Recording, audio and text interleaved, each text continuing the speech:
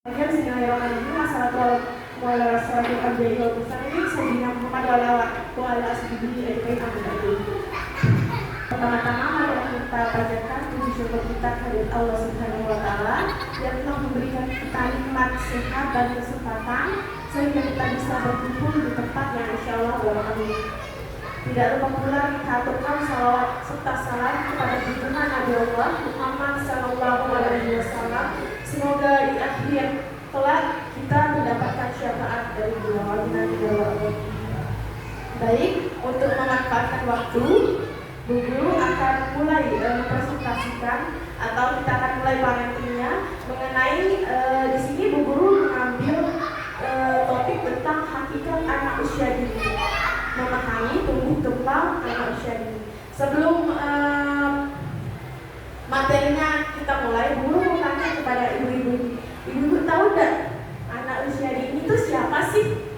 Apa sih anak usia dini itu? Barangkali ada yang bisa menjawab, Bu Guru. Apa yang ibu-ibu tahu tentang anak usia dini? Coba, siapa yang bisa? Mungkin kita sharing-sharing. Jangan ada nanti saja. Jangan Bu Guru juga tegang kalau ngomong baru. Cek. Anak usia dini. Siapa sih yang dianggap dengan usia dini? Anak usia dini Tina Eno mungkin kita. Eno. Kita belajar kita belajar sama-sama. Mungkin Mama Naura. Anak usia dini itu maksudnya itu juga yang masih sebelum bermain ya. Ya bisa juga bisa ya dikatakan. Terus masih dalam pembelajarannya itu masih senang-senangnya bermain sudah. Kalau dari rentang usianya mungkin materinya kayak mana? Yang anak usia dini. Usia dini itu dari 3 ke atas atau 4 ke atas. Ada lagi. Ibu-ibu. Mungkin ada yang ingin mendapatkan pengetahuannya selama ini tentang anak usia dini. Biar kita bisa saja persepsi kita nih, biar tidak ada miskonsepsi lagi. Ya Mama Naura. Ada apa-apa kita belajar di sini. Ya, ayo. Bisa dilihat.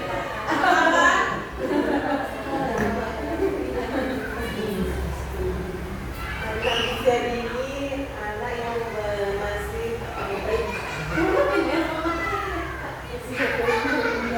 dari 1 tahun sampai 5 tahun.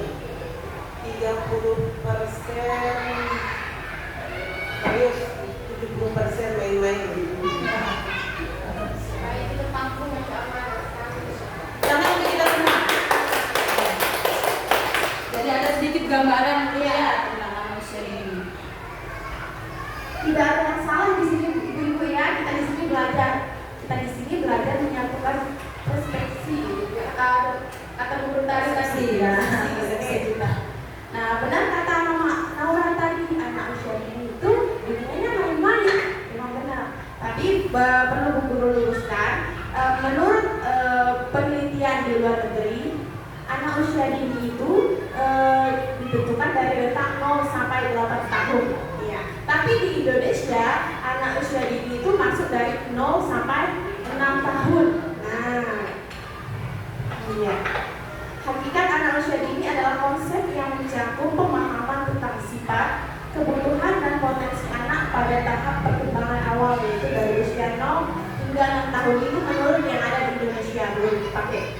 Yang juga disebut dengan istilah golden age atau masa keemasan.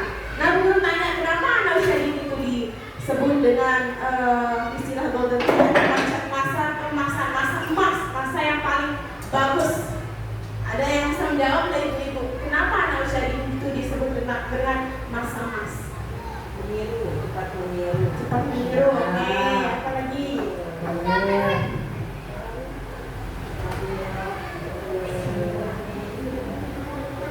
Anak usia 0 sampai 6 tahun itu dikatakan masa-masa keemasannya. Kenapa sih dikatakan begitu? Sebenarnya ibu tahu, tapi kadang mungkin mereka mengutarakan loh bahasanya.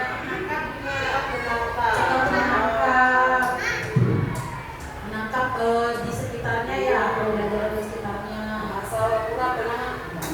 Boleh, nggak apa-apa, nggak apa-apa. Santai sudah itu ya. Oke, dulu apa yang dijawab? Kenapa ya anak usia ini itu disebut dengan masa keemasan? Karena pada masa usia ini, usia 0 sampai 6 tahun itu, perkembangan anak-anak itu tumbuh pesat pada usia ini. Pada usia 0 sampai 6 tahun, 30% perkembangan mereka itu tumbuh pesat. Mereka cepat memahami, mereka cepat meniru. Mereka juga contohnya kebiasaan-kebiasaan yang ada di rumah dan di sekolah itu cepat dia tiru.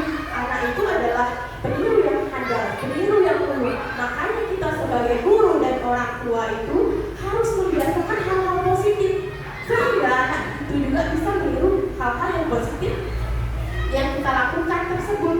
Dan satu lagi ibu-ibu ya, untuk supaya masa keemasan ini bisa berkembang pesat, kita perlu menstimulasi anak ini supaya usia 0 sampai 6 tahun yang dimana usia-usia ini adalah usia emas ini tidak sia-sia anak ini, tidak sia-sia. Contohnya misalnya kita sebagai orang tua menstimulasi anak di rumah maupun di sekolah kan dengan guru, nah di rumah dengan orang tua. Contohnya belajar dalam sehari-harinya. Anak-anak itu belajar bukan hanya di sekolah, tetapi belajar paling banyaknya di rumah. Iya, dalam kesehariannya itu anak-anak belajarnya bukan hanya menulis dan membaca saja, tapi apa yang mereka lakukan sehari-hari di rumah itu dan di sekolah itu belajar mereka. Dari bangun tidur sampai tidur lagi, itu belajarnya anak usia dini. Oke, sudah ada gambaran ibu tentang masa keemasan atau golden age. Tentang masa keemasan itu, karena pada usia ini otak anak itu cepat menyerap. Mungkin ibu-ibu juga bisa ingat-ingat masa kecil kita yang paling kita ingat, paling membekas itu di usia-usia kecil itu sampai dewasa kita ingat. Makanya golden age ini harus benar-benar kita manfaatkan dengan baik untuk menanamkan sisi-sisi positif kepada anak kita yang kelak akan mereka bawa sampai dewasa. Ada juga istilahnya guru low memory dan high memory, di mana memori masa kecil itu akan teringat di masa dewasa. Makanya kita sebagai orang tua dan guru berusaha semaksimal mungkin menciptakan momen-momen positif anak itu pada usia dini ini, usia 0 sampai 6 tahun ini, supaya nanti di usia dewasanya dia selalu mengingat bagaimana pengalamannya saat kecil tersebut. Itu yang mempengaruhi nanti dia saat sudah dewasa. Dari kebiasaan-kebiasaan yang dipelajari, dari perilaku-perilaku yang dilihat. Kan karakter sudah terbentuk sejak usia dini. Jadi dari situ kita kalau mau membentuk karakter anak-anak kita itu, kita tumbuhkan kebiasaan-kebiasaan positif pada anak kita di rentan usia ini. Karena sudah dikatakan juga kemarin saya sudah share videonya Pak Anies Baswedan, bahwa investasi terbesar untuk masa depan anak adalah ketika pendidikan usia TK. Usia TK adalah investasi terbesar itu. Ketika anak EP sudah memasuki usia TK dan sekolah, marilah kita maksimalkan waktu kita untuk membimbing dan maksimalkan contoh-contoh yang baik untuk anak kita. Karena kelak ketika dewasa, hal yang ditanamkan usia dini itulah yang akan mereka laksanakan ketika dewasa itu, tanpa kita ajarkan lagi belum boleh ngampok betul. Lebih baik kita capek berbicara saat ini daripada kita menangis terseduh-seduh nanti ketika sudah dewasa. Sekarang juga diwajibkan sekolah 13 tahun yang lalu. Sekarang informasinya wajib belajar 13 tahun, pemerintah 2026 sudah resmi itu. Jadi wajib belajar TK dulu. Kalau tidak TK tidak bisa masuk SD. Nah, terus untuk mungkin informasinya juga mungkin PIP sudah bisa dari TK dampaknya karena sudah wajib belajar yang 13 tahun itu. Ada tadi tambahan Bu Guru tadi karakternya kelewat. Nah, karakter kata Bu Guru tadi memang karakter anak itu terbentuk dari usia 0 sampai 6 tahun. Di mana karakter anak itu, karena karakter anak usia dini itu unik. Anak usia dini itu unik sekali.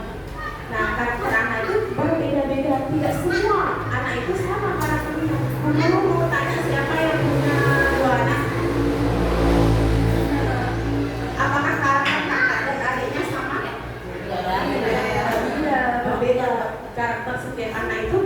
berbeda dan anak itu adalah unik. Selanjutnya, adapun pendidikan anak usia dini. Nah, di sini Bu Guru akan menjelaskan. Pertama, anak usia dini itu memiliki rasa ingin tahu yang tinggi. Anak-anak selalu haus akan pengetahuan baru. Benar apa tidak? Pasti orang tuanya capek duluan nih kan anak-anak ini buat pengetahuan padahal itu waktunya kita menstimulasi. Adalah salah satu momen EP untuk stimulasi. Nanti ketika dia SD mana dia mau tanya-tanya lagi, kita coba, kita akan rindu masa-masa itu. Kita akan rindu sebenarnya masa-masa itu. Kalau sudah SD kita ngajak ngobrol, kalau enggak. Apalagi pertama kan saking penasarannya. Iya. Rasa penasaran langsung tanya apa itu. Hakikat anak usia dini yang diciptakan oleh Tuhan. Anak usia dini letak 0 sampai 6 tahun itu rasa ingin tahunya itu sangat tinggi. Itulah momen kita sebagai orang tua untuk momen tepatnya kita stimulasi ya, Ibu ya. Oke, selanjutnya anak-anak usia dini itu cepat belajar. Mereka belajar dengan cepat melalui pengalaman. Benar apa tidak ini? Setiap ibunya ngerjain ini pasti anaknya mau ikut. Anaknya ini pasti anaknya mau ikut. Anak itu harus sebenarnya karena usia ini mereka tuh belajar namanya yang namanya kontekstual, harus dengan yang nyata, harus dengan pengalaman langsung, harus anak itu bisa meraba, melihat, merasakan. Itu ini anak usia dini tuh harus belajar melalui itu. Kalau kita keep yang itu perkembangannya 0% ya. Jadi EP bisa lihat di sekolah-sekolah kita tuh selalu sediain media belajar. Kalau tema ini bawa ini biar anak bisa langsung, bisa pegang langsung, bisa praktek langsung. Nah kalau kita cuma kasih tahu ini anak tuh belum nyampe otaknya ya. Anak itu cepat belajarnya melalui pengalaman langsung yang disebut dengan kontekstual itu begitu ya. Contohnya kalau di rumah, kalau ibu masak, terus anaknya mau ikut, gak apa-apa. Iya, itu Belajarnya yang secara kontekstual itu stimulasi kita di rumah. Kalau ibu-ibu buat kue mau apa, katanya nih bisa diajak anaknya. Iya, sekarang tidak lama anak-anak itu belajar di sana. Jangan anak itu ngerembengin. Hidup.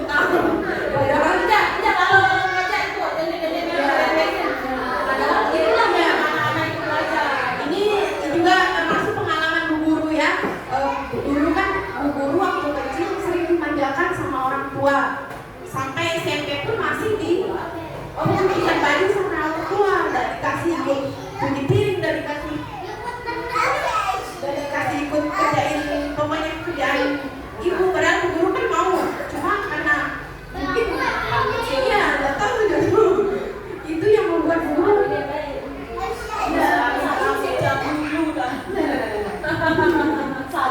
padahal dari sanalah kita belajar. Contohnya kalau hari Minggu nih anak diajar untuk mencuci sepatunya sendiri, ya dari hal-hal kecil itu akan luar biasa sekali nanti dampaknya.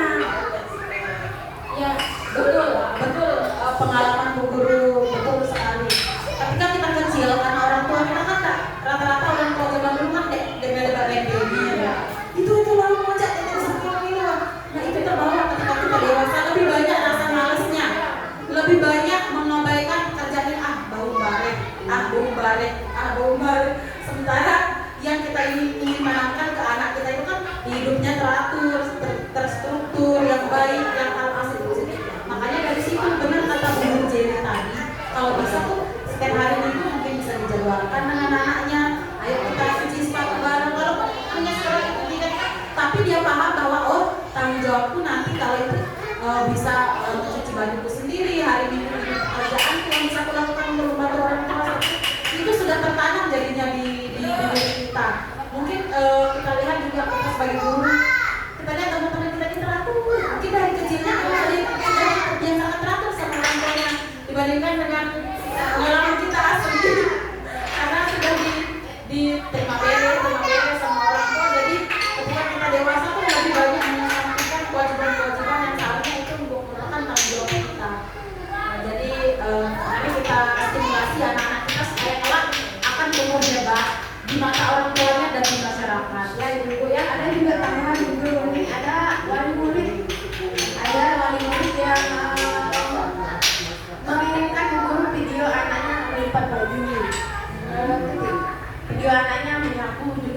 guru juga lihat di status juga ada anak yang membantu orang tuanya. Kan setiap pulang sekolah itu bu guru selalu memberitahukan atau mengajari anak bagaimana kita di rumah, bagaimana apa yang harus kita lakukan di rumah, ya bersikap dengan orang tua. Itu secara tidak langsung, secara tidak sadar anak itu akan melakukannya, dan kebiasaan itu yang akan dilakukan anak tersebut. Contohnya ini bu guru ya, bu guru sering mengajarkan anak tentang adab sopan santun, tentang bagaimana cara kita bersikap dengan orang tua. Nah, budaya KB sekarang mulai hilang di zaman ini. Anak-anak sekarang sudah tidak tahu adab KB itu sudah hilang. Mungkin tidak diajarkan atau tidak dibiasakan. Mungkin pernah orang tua mengatakan sekali, tapi karena tidak dibiasakan itu tidak terekam di dalam memori anak tersebut. Ada satu momen bu guru, saat itu bu guru sedang mengoreksi tugas teman-temannya. Anak ini lewat, tapi bu guru dia, Masya Allah, apakah apa yang bu guru sampaikan setiap pulang sekolah ini bukan karena ini, ataukah di rumah juga orang tuanya menstimulasi atau sering membiasakan hal-hal ini. Mohon maaf kawan Naura, bu guru mau konfirmasi dulu ya, di rumah apakah ibu rumahnya Naura sering mengajarkan budaya tadi di rumah? Ada orang untuk Iya. Ya, itu anak-anak Naura. Nah, dari kebiasaan di sekolah dan kerjasama di rumah itu tercapai. Itulah kita tidak bisa apa ya namanya? Kita tidak bisa tidak tahu bahwa hal-hal sederhana itu akan terekam di dalam memori bawah sadar anak tersebut. Hal-hal biasa ya mungkin, iya yang mungkin kita lihat sebagai remeh, ya mungkin kita anggap remeh, tetapi itu pengajaran adab dan sopan santun itu adalah fondasi utama dari segala bidang ilmu ya. Percuma orang itu pintar kalau adab dan ilmunya moralnya tidak ada. Iya, adab dulu. Makanya sekarang tuh pemerintah tuh misalnya pendidikan karakter kita kebiasaan kita saling penyambutan, pagi ceria, senam, sama guru tegur sapa, di dalam tuh harus berdoa, karena itu yang diharapkan pemerintah yang utamanya itu pendidikan karakter itu. Saya bertanam karakter Terus wajibnya juga setiap hari guru itu di kelas harus berefleksi, memberi nasihat, wejangan, terus mengapresiasi, karena itu yang ditanamkan itu namanya pendidikan karakter itu. Makanya kalau setiap hari pembelajaran itu belum ada refleksi, dikatakan pembelajaran itu nol besar. Harus ada refleksinya, evaluasinya dengan murid itu tadi apa saja, mana saja sikap yang tidak baik, mana yang baik sudah dilakukan, mana yang itu setiap hari dibahas sama gurunya, karena itu merupakan salah satu tugas perpanjangan tangan orang tua adalah guru di sekolah. Selanjutnya, ketiga, anak itu suka bermain dengan cara orang. Bermain adalah cara belajar paling efektif. Tanpa sadar, mungkin ibu-ibu sebelum melakukan parenting ini, ya, melihat bahwa ketika di sekolah anak-anak itu hanya bermain saja, menganggap anak-anak itu tidak belajar. Soalnya pernah pengalaman guru tahun kemarin ketika melihat anak-anak itu belajar dengan bermainnya di luar dan di dalam kelas, menganggap kenapa kamu bermain aja sekolah itu, kenapa tidak belajar? Padahal bermain dengan anak-anak itu belajar, mereka bermain sambil belajar. Melalui bermain itulah anak-anak yang belajar, bukan belajar itu hanya tentang menulis dan membaca saja. Sebenarnya kita sebagai anak kan mungkin punya ilmu karena bukan bidangnya. Jadi di sini kita kasih tahu sebagai dudukan anak yang membidangi usia ini bahwa sebenarnya anak itu usianya ini adalah bermain, itulah belajarnya, bermainnya itu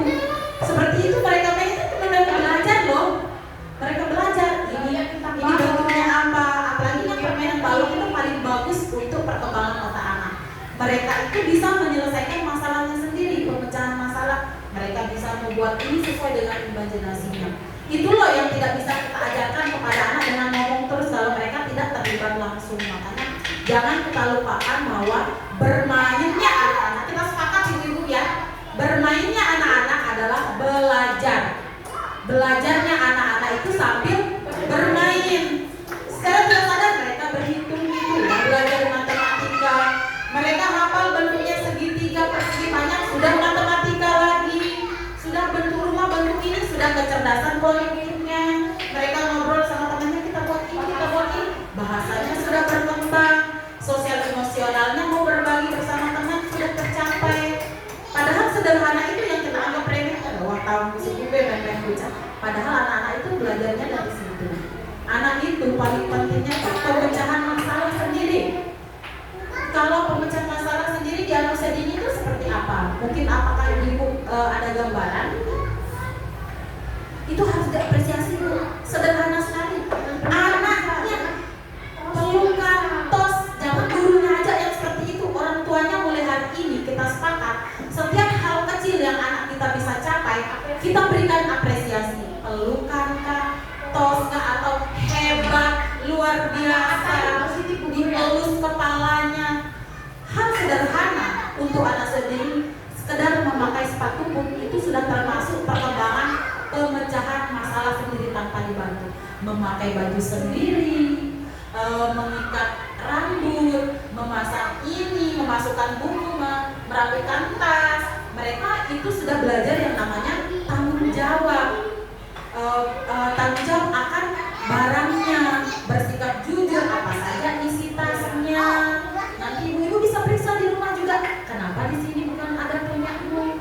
Jangan marah dulu kan, mungkin ada alasannya atau apa. Nah, dari situ ibu-ibu bisa menanamkan nilai-nilai positif pada anak kita. Padahal itu hal yang kita anggap remeh loh, mungkin tidak pernah kita lakukan ke anak-anak kita. Pulang sekolah langsung taruh tas main nama. Padahal pulang sekolah kita periksa dulu tasnya. Ajak anaknya ngobrol sebentar, intinya komunikasi dengan anak itu. Dia lihat anak EP buka sepatu, taruh di rak sepatu, Masya Allah hebat, luar biasa. Itu salah satu mereka itu untuk rentan anak usia seperti itu adalah salah satu capaian pemecahan masalah. Itu masalah itu bukan hanya dia tidak bisa membaca, dia tidak bisa menulis, dia tidak bisa ini. Padahal paling penting di anak usia dini itu adalah pemecahan masalah. Dia bisa sendiri melakukan kegiatannya sehari-hari tanpa bantuan orang tua. Itu yang paling penting untuk anak usia dini. Dia bisa makan sendiri, itu sudah dianggap pemecahan masalah sendiri tanpa dibantu orang tua. Setelah makan dia taruh piringnya ke tempat cucian piring tanpa kita perintah lagi. Itu sudah luar biasa. Yang kelak ketika dewasa, sudah tenang-tenang sudah jadi orang tua. Nah, itu lah makanya dari usia dini lah kita capek ngomong, capek jaga, capek meluruskan, capek kita mengarahkan. Inilah saatnya capek-capeknya kita saat usia ini ya ibu ya. Makanya kita adakan parenting ini supaya kerjasama kita terjalin lebih baik lagi. Tentunya untuk perkembangan anak kita akan lebih hebat lagi di masa depan. Peran bermain dalam pembelajaran tadi, pertama bermain kreatif memberikan kesempatan bagi anak untuk mengekspresikan ide, imajinasinya, sehingga mereka dapat belajar melalui pengalaman nyata dan memperkuat keterampilan sosial. Anak-anak itu memiliki imajinasi yang tinggi. Ada satu waktu Bu Guru pernah melihat status WA wali murid. Bu Guru juga ketawa lucu melihatnya. Anak ini menggunakan open atau lemari ibunya untuk bermain peran. adanya apa? Itu udah luar biasa maafan. Dia sudah berimajinasi sejak usia berapa sekarang? 3 tahun. Oh luar biasa. Itu namanya bermain peran. Makanya Bu Guru lucu terus Bu Guru juga melihat luar biasa ini anak sudah bisa bermain peran usia segitu. Untuk anak usia 3 tahun bisa bermain peran sendiri itu juga perkembangan otaknya bagus sekali. Dia sudah bisa menciptakan imajinasinya dalam bentuk real itu. Dia ngobrol dengan bahasa ini sendirinya. Dia ambil bonekanya ini, ngomong-ngomong sudah di taraf atas rata-rata itu perkembangannya itu untuk anak usia dini seperti itu. Dia bisa menciptakan dunia mainnya sendiri, imajinasinya di dalam otak diaktualisasi dengan dia langsung buat mainan-mainan itu sendiri. Luar biasa ya. Mungkin kalau kita belum paham ketika anak kita kenapa main peran, mungkin kita lihat lucu, kok aneh anak ini bicara sendiri, padahal dia sedang belajar di sana, belajarnya sambil bermain, belajar bahasanya masuk, kognitifnya masuk, seninya juga masuk di sana. Ada yang kira ada Menghambat nih, menghambat perkembangan anak.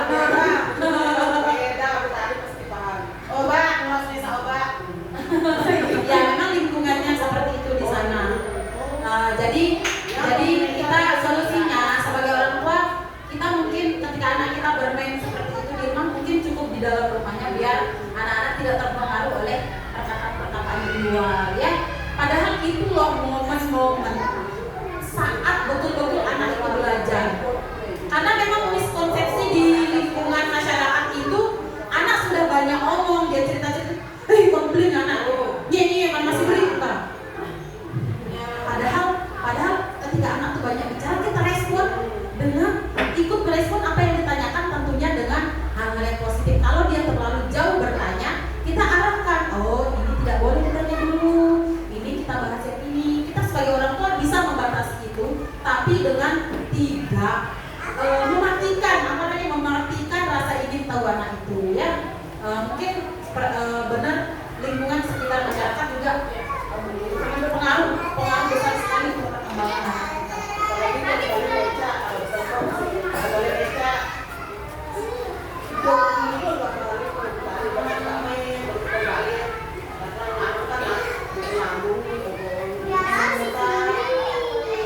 Jadi seperti itu, anak yang awalnya percaya diri jadi terhambat. Jadi ketika dia memulai sesuatu, dia udah nggak pede. Bare susuan ku bare barangku muak barang beli. Jadi kita rasa percaya diri kita lah yang mematikannya pada orang tua ataupun entah lingkungan sekitar.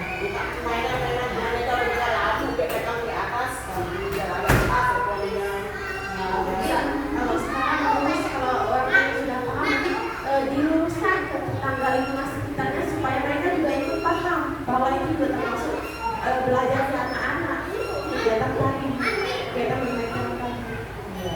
Kalau memang tetangganya bisa menerima, ternyata setelah kita kasih tahu tapi tetap aja seperti itu, bolehlah kita dalam anak kita saja di dalam rumah. Yang penting anak kita perkembangannya benar-benar optimal. Pembelajaran yang interaktif, pembelajaran interaktif melalui permainan mendorong anak untuk berkolaborasi dan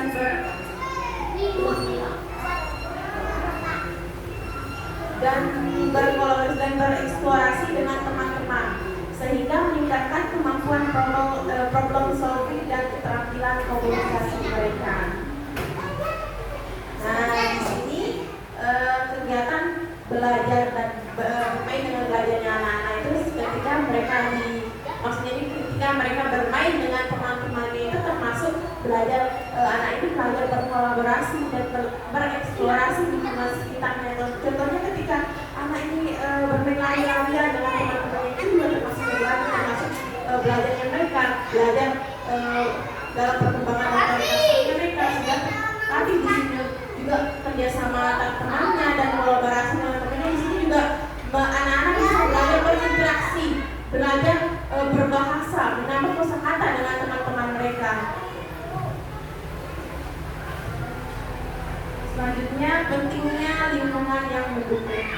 Tadi yang pengalaman yang itu ada lingkungan positif, lingkungan yang ceria dan positif sangat penting bagi anak karena dapat mendorong rasa ingin tahu dan eksplorasi mereka dalam belajar sambil bermain dengan aman.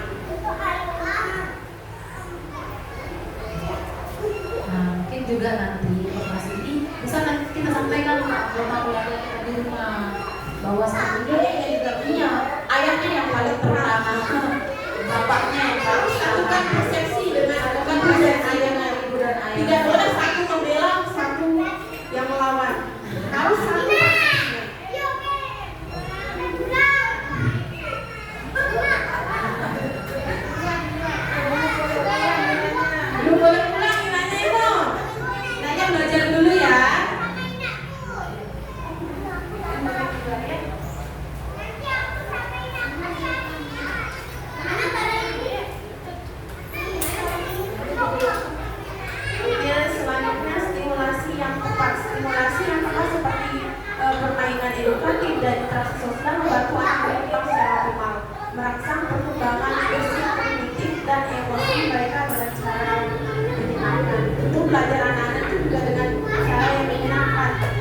tidak buat anak-anak itu tertekan.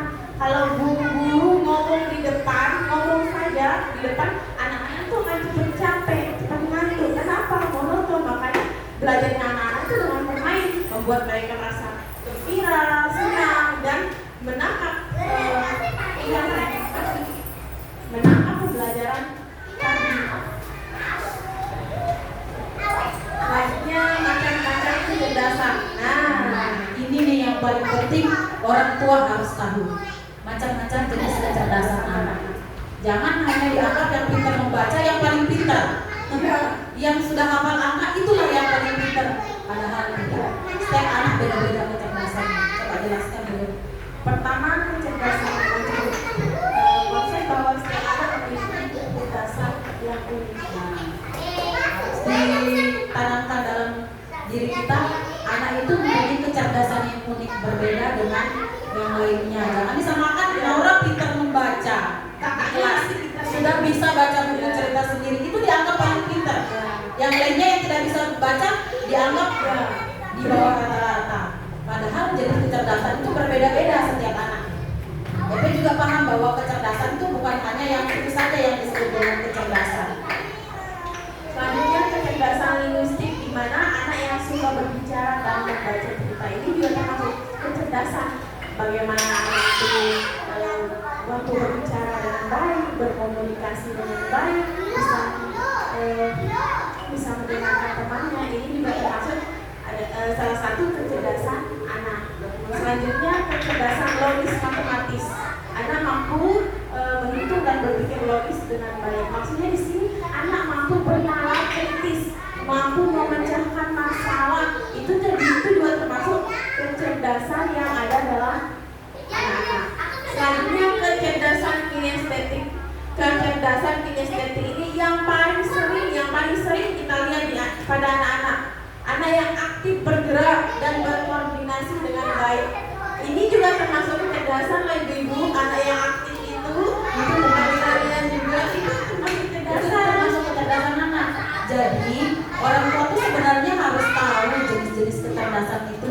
Jadi orang tua itu bisa mengevaluasi anaknya di rumah atau mengobservasi anaknya. Oh, ternyata anakku lebih menonjolnya di sini. Jadi orang tua bisa mengoptimalkan anak itu di potensinya. Itu disebut dengan potensi anak. Dia itu kalau di linguistik itu dia suka berbicara, dia suka ngomong, dia suka bercerita, dia bermain peran, dia suka lihat buku, dia ingin baca. Nah, itu gimana sih orang tua bisa stimulasi itu agar kecerdasan anak yang jenis linguistik itu makin berkembang dengan pesat. Kalau sudah anak dengan potensinya yang ada dan didukung dengan orang tuanya, kelak apa yang dicita-citakan sesuai dengan minat anak akan mudah anak itu capai. Mungkin ibu-ibu bisa perhatikan anak-anaknya mulai dari sekarang. Terus kecerdasan logis matematis tuh anak tuh sukanya yang bermain kayak eksperimen itu. Kalau dia sudah pintar angka, baru kita sebutkan dia sudah bisa bernalar kritis, anaknya itu sudah bisa logis matematis. tadi video yang putar tadi sudah lihat. oh iya, jadi orang tua harus sudah bisa membedakan jenis-jenis kecerdasan. Jadi potensi anaknya nanti bisa stimulasi sesuai dengan jenis kecerdasannya. Jadi itulah yang disebut dengan anak itu belajar sesuai dengan kebutuhannya. Tidak hanya semua kita jejel. Dia harus ditahu matematika, harus ditahu ini, selaku padahal anaknya menonjolnya di sini. Alangkah lebih baiknya kalau kita stimulasi anak kita di benar-benar yang menonjol itu. Karena itu akan lebih menyenangkan dan lebih bermakna bagi anak itu. Kinestetik ini anak yang kalau sudah disetelkan musik atau apa dia sudah bisa menciptakan gerakannya sendiri, sudah diajarkan baru 1-2 gerakan dia sudah bisa, dia sudah itu sudah coba ibu-ibu pikirkan, sulit apa tidak kita membuat gerakan? Sulit. Nah, kalau anak sudah bisa dengan cepat, dan alangkah bagaimana kecerdasan anak itu. Sudah dia dengar musik, sudah dia bisa buat gerakan sendiri. Baru dikasih lihat contoh sama gurunya, sudah langsung dia bisa. Itu benar-benar cerdas. Bahkan kita orang tua pun belajar senam apa-apa harus butuh berbulan-bulan baru bisa hafal. Tapi anak-anak baru cukup 1-2 kali gerakan sudah bisa. Itu benar-benar cerdas. Itulah potensi anak itu yang dikatakan dengan cepat menirunya ya anak usia dini. Ada juga yang tidak masuk di sini namanya kecerdasan intrapersonal, di mana di sini kecerdasan intrapersonal ini anak-anak ini bisa berinteraksi dengan baik dengan teman sebayanya. Ketika anak-anak ini bermain dengan teman sebayanya itu juga sudah kecerdasan yang luar biasa. Mereka sudah percaya diri, sudah berani mengungkapkan bahasa. Anak ketika bermain dan berinteraksi positif dengan teman sebayanya itu sudah termasuk kecerdasan intrapersonal. Dia tuh cepat merasa simpati, empati dengan lingkungan sekitarnya. Mungkin kalau sudah kecerdasannya seperti itu, kelak dia akan jadi pemimpin dulu ya. Itu apalagi kita stimulasi sejak usia dini. Potensi-potensi dia akan jadi pemimpin di masa depan akan lebih banyak terbuka lebar untuk anak-anak kita. Selanjutnya ada namanya kecerdasan naturalis yang terjadi secara alami. Contohnya seperti kejadian alam dan mereka melihat kejadian alam yang ada di sekitarnya. Contohnya melihat tumbuhan, hewan di sekitarnya dan merasa tergerak untuk bagaimana untuk merawat tanaman di sekitar ini termasuk kecerdasan yang namanya kecerdasan naturalis. Ada juga Bu, kecerdasan spasial visual. Iya, yang bermaksud Ini kami lebih banyak menekankan di sekolah itu juga untuk yang kecerdasan spasial visual. Misalnya Bu Guru Jeli nih, Bu Guru bawa buah apel, buah-buahan atau sayuran. Coba kalian gambar. Pasti di pikiran kita oke gambar, kita gambar aja langsung. Tapi di luar ekspektasi kita ternyata anak-anak itu bisa. Seperti kemarin ketika Bu Guru Jeli tidak masuk, saya tanya dulu gimana bentuk rumahnya, apa warna rumahnya, disebutkan sama anak. Coba sekarang kalian gambar rumah kalian, bagaimana bentuknya, apa warnanya, sesuai dengan apa yang kalian lihat. Itu sudah termasuk mengembangkan kecerdasan spasial visual. Misalnya dia lihat anaknya, dia lihat bangunan, tiba-tiba dia di rumah, ya susun Lego atau apa, dia gambar, segera gambar. Apa yang mau gambar? Tadi aku lihat di jalan itu ada rumahnya bagus, aku gambar. Itu sudah namanya kecerdasan spasial visual.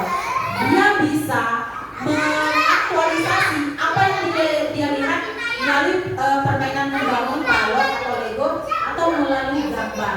Itu sudah kecerdasan spasial visual. Itu yang arsitek itu sudah kecerdasan spasial visual itu. Nah, kalau kita bisa stimulasi anak kita dan kita lihat potensi anak kita seperti itu, mantap untuk masa depannya. Nah, ini ada tips untuk orang tua mengenali dan mendukung kecerdasan anak. Yang pertama, observasi kegiatan anak. Amati bagaimana anak berinteraksi dan bermain. Ini dapat memberikan wawasan tentang kecerdasan mereka. Catat aktivitas yang mereka nikmati dan pelajari dengan cepat. Kita sebagai orang tua, ketika melihat anak kita bermain atau melakukan sesuatu, di sana kita mengobservasi. Ternyata anakku ini sukanya di sini. Ternyata anakku ini hobi di sini. Nah, di sini nanti akan kita stimulasi dengan cara yang tepat. Sediakan berbagai permainan edukatif dan sesuai dengan minat anak. Kegiatan seperti menggambar, bercerita atau bermain musik dapat membantu kecerdasan mereka sesuai dengan minat anak tersebut. Apakah di sini ada orang tua yang selama ini sadar minat anaknya ada di mana? Misalnya Mama Nora biasanya di rumah minatnya lebih ke apa? Belajarnya ajar apa? Belajar membaca. Oh, berarti yang tadi itu yang berarti itu bisa distimulasi dengan lebih menyediakan jenis buku bacaan yang lebih banyak. Karena betul seperti itu. Masuk stimulasi. Nah, itu sudah termasuk daya dukung positif dari orang tua dan sudah diberikan stimulasi. Nah, seperti itu contohnya salah satunya misalnya kayak itu di rumah lebih senang apa? Menempel.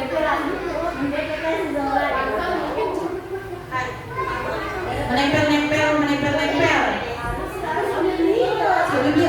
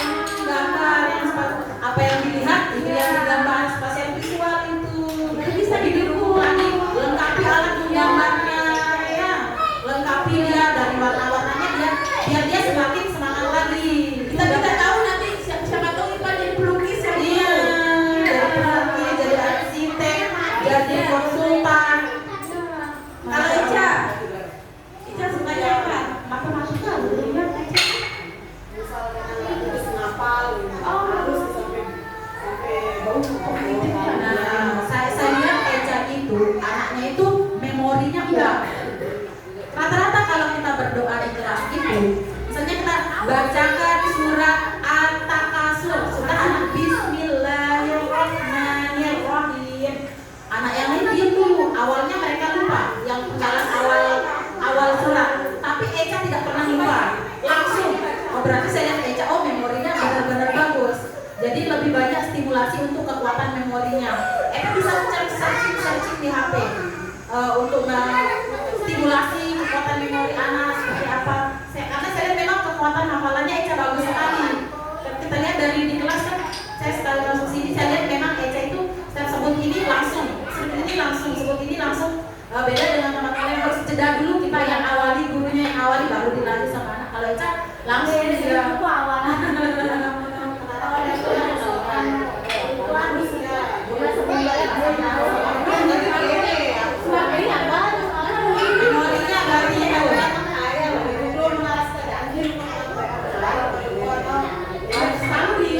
bagus loh. Memori itu sudah bisa masuk ke berbagai cabang. Makanya dari sana stimulasi itu ciptakan momen-momen positif. Karena itu memorinya bagus sekali.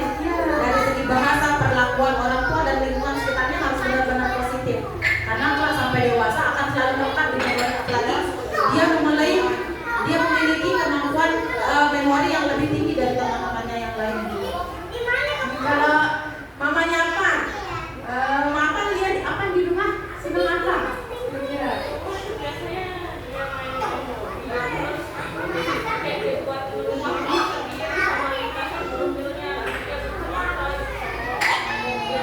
Itu sudah masuk beberapa tingkat kecerdasannya, spasial visual rapor, personal rapor.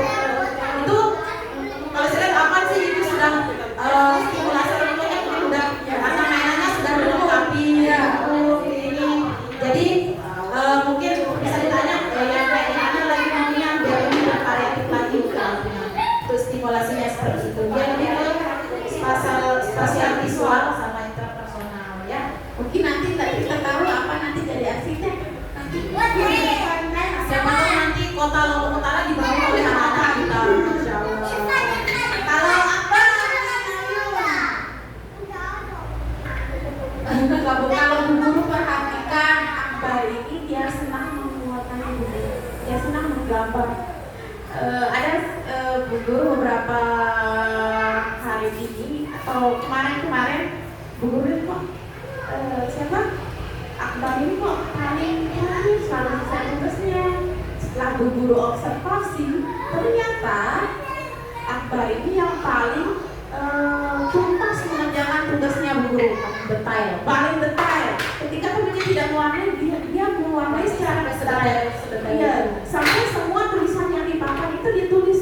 Itu yang membuat dia lama menulis. Dia harus menyelesaikan tugasnya. Itu makanya Bu Guru kagum. Sampai tidak nyangka ternyata itu yang membuat dia lama menulis. Sampai Bu Gurunya teman-temannya tidak mewarnai ya tulisnya, tapi ternyata dia sendiri yang mewarnai, inisiatif sendiri, terus warnanya juga sudah bagus Bu Guru.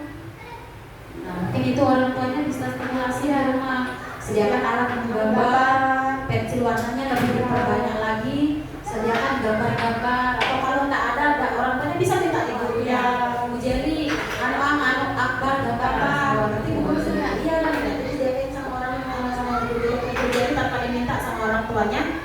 Nah ini tuh Akbar, ya, karena kita sudah lihat potensi anak didik kita, bukan hanya harus pinter berhitung, pinter ini. Itu pinter melukis itu juga salah satu kompetensi yang harus kita dukung ya. Kalau Eno, apa nih kalau menurut kita Eno? Masih suka main HP? Ya. Yang lihat Eno main pistol-pistolan. Iya. Siapa tahu ya kita memakai. Rata-rata memang anak-anak ini karena memang sudah kita kasih apa namanya berperan langsung, dia pegang HP, kita kasih langsung tanpa batas waktu. Rata-rata anak-anak itu kadang kalau diambil HP-nya ngamuk, tantrum, tapi sebenarnya disitulah letak tindakan nyata orang tua itu. Apakah kita membiarkan anak seperti itu atau kita harus bertindak tegas? Inilah saatnya kita orang tua mengambil tindakan atau keputusan. Masa kita mau anak kita main HP saja? Main HP itu sudah menghambat pertumbuhan anak banyak sekali. Karena sejatinya anak-anak usia ini harus banyak bergerak. Anak usia seperti ini harusnya banyak bergerak. Kalau sudah diam anak kerep aja di dalam rumah, sudah kita tanyakan, sudah kita was-was sudah jadi orang tua. Kalau anak seusia ini sudah senangnya di dalam kamar terus pegang HP, itu sudah jadi satu masalah bagi orang tuanya. Tidak apa-apa yang ngambek dulu, tidak apa-apa seminggu 2 minggu, bahkan ada yang sebulanan sama kamu kalau kita aturannya seperti itu. Tapi kita harus benar-benar konsisten jadi orang tua, benar-benar konsisten, harus ada jamnya segini untuk yang namanya HP. Kita harus biasakan anak kita tuh utamanya banyak bergerak. Kayak namanya hilang, bagi mau ngulang nih nggak di orang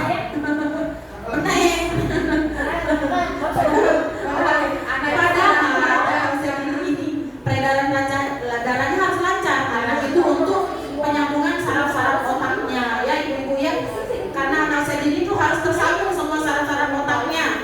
Kalau sudah anaknya kebanyakan main HP terus, kita jadi orang tua harus ambil tindakan tegas ya. Eno ya, karena kita lihat Eno ini lebih banyak, maaf nih, lebih banyak nurut nih ke anaknya.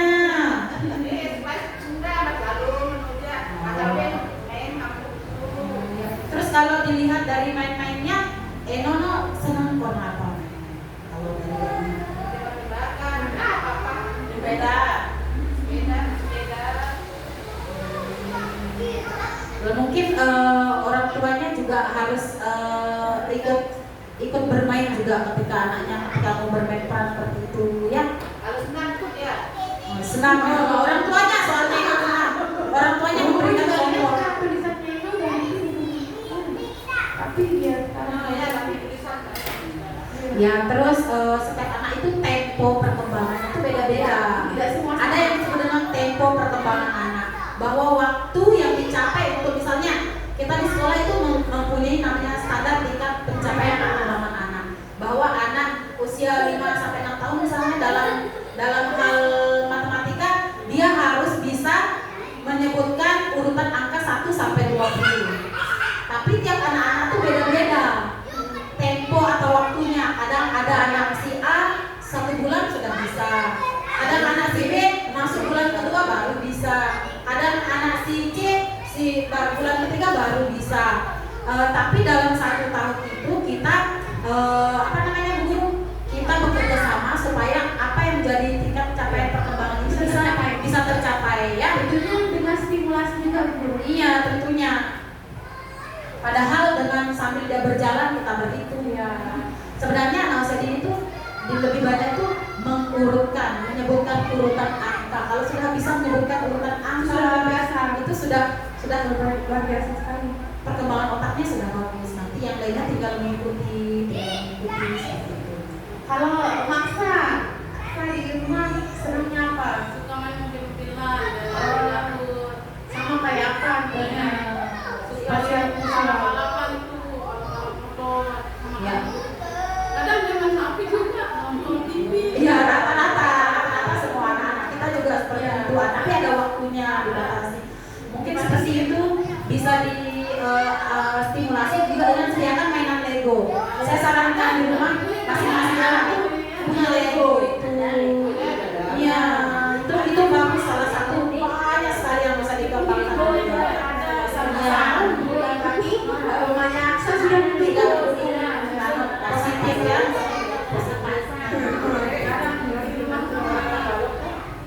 Kalau Namawati, lihat kan Asra lebih banyak di sini. Suka main ya, bikin pakai kardus itu nggak main dari tanah. Oh,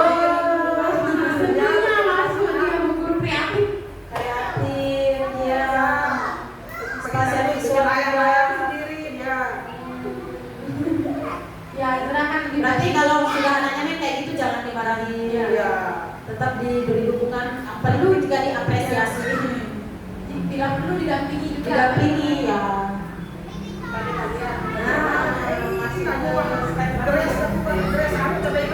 Tadi kan kecerdasan, macam-macam kecerdasan. Nah, sekarang ada aspek perkembangan. Nah, di dalam usia 0 sampai 6 tahun itu ada beberapa aspek perkembangan yang memang ini sudah ditentukan dari pemerintah. Ada 6 aspek perkembangan itu. Yang pertama, aspek nilai moral agama ini adalah Inilah yang paling utama. Yang paling pertama harus masuk di pembelajaran itu aspek nilai moral dan agama. contohnya mencakup prinsip-prinsip etis dalam moral dalam ajaran agama, contohnya ketaatan pada Tuhan, kejujuran, kasih sayang, keadilan, tanggung jawab, pengampunan, kerendahan hati. Juga itu termasuk dalam tadi adab sopan santun, kita mengajari anak adab sopan santun.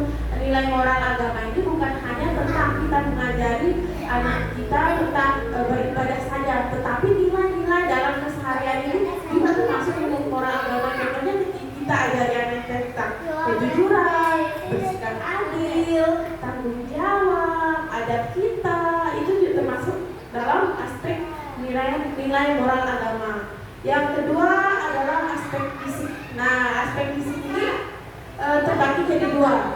Aspek motorik kasar namanya yang pertama, kedua aspek motorik halus. Di mana aspek motorik kasar ini maksudnya aspek dari otot-otot tubuhnya ini bergerak.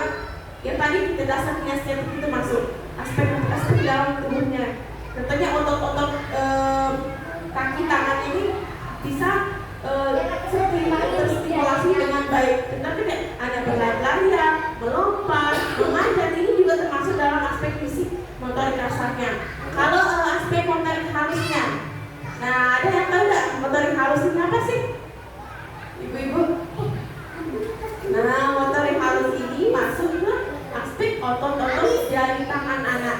Menulis. Iya, kesiapan untuk menulis. Bagaimana stimulasi pertama kita supaya anak-anak itu bisa siap memegang pensil, bisa siap menulis dengan kita mengajak mereka. Nih, mama yang anaknya masih 3 tahun, ya bisa aja anaknya meremas, diberikan permainan apa namanya selain itu, ya itu bisa untuk melatih motorik halusnya. Terus diajak merobek, bermain tanah, itu juga bisa melatih motorik halus anak untuk kesiapannya memegang pensil dan menulis.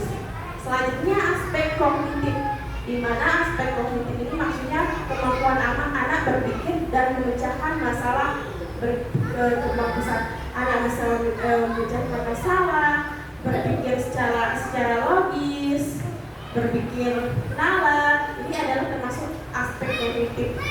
Ketika anak banyak tanya, ingin tahunya tinggi, ini juga termasuk aspek kognitifnya.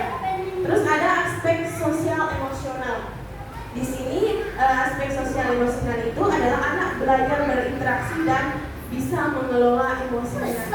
Pernah kalian tahu bahwa anak usia 0 sampai 6 tahun itu egosentrisnya sangat tinggi. Ada istilahnya egosentris, egonya sangat tinggi, rasa ingin tahunya sangat tinggi, rasa ingin memilikinya itu sangat tinggi. Contohnya, Bu Guru pernah nih, ada satu anak yang hanya dia yang memilih Bu Guru, yang punya Bu Guru yang lain tidak boleh dekat Bu Guru. Itu namanya egosentris, egonya tinggi, rasa ingin memilikinya itu tinggi. Memang wajar anak usia 0 sampai 6 tahun ini memiliki rasa egosentris yang tinggi. Secara bertahap, secara perlahan, ketika waktunya bertambah nanti egonya ini seiring berokok akan berkurang.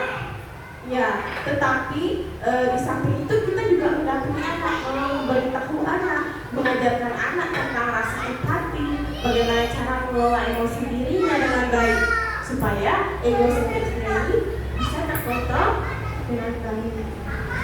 Selanjutnya ada aspek bahasa.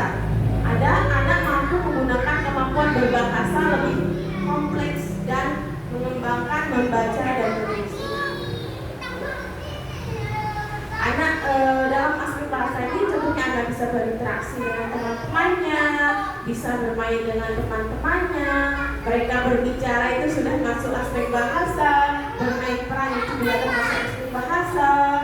Terus ada terakhir namanya aspek seni, yaitu mencakup berbagai ekspresi kreatif yang dapat mengembangkan kemampuan dan ekspresi diri.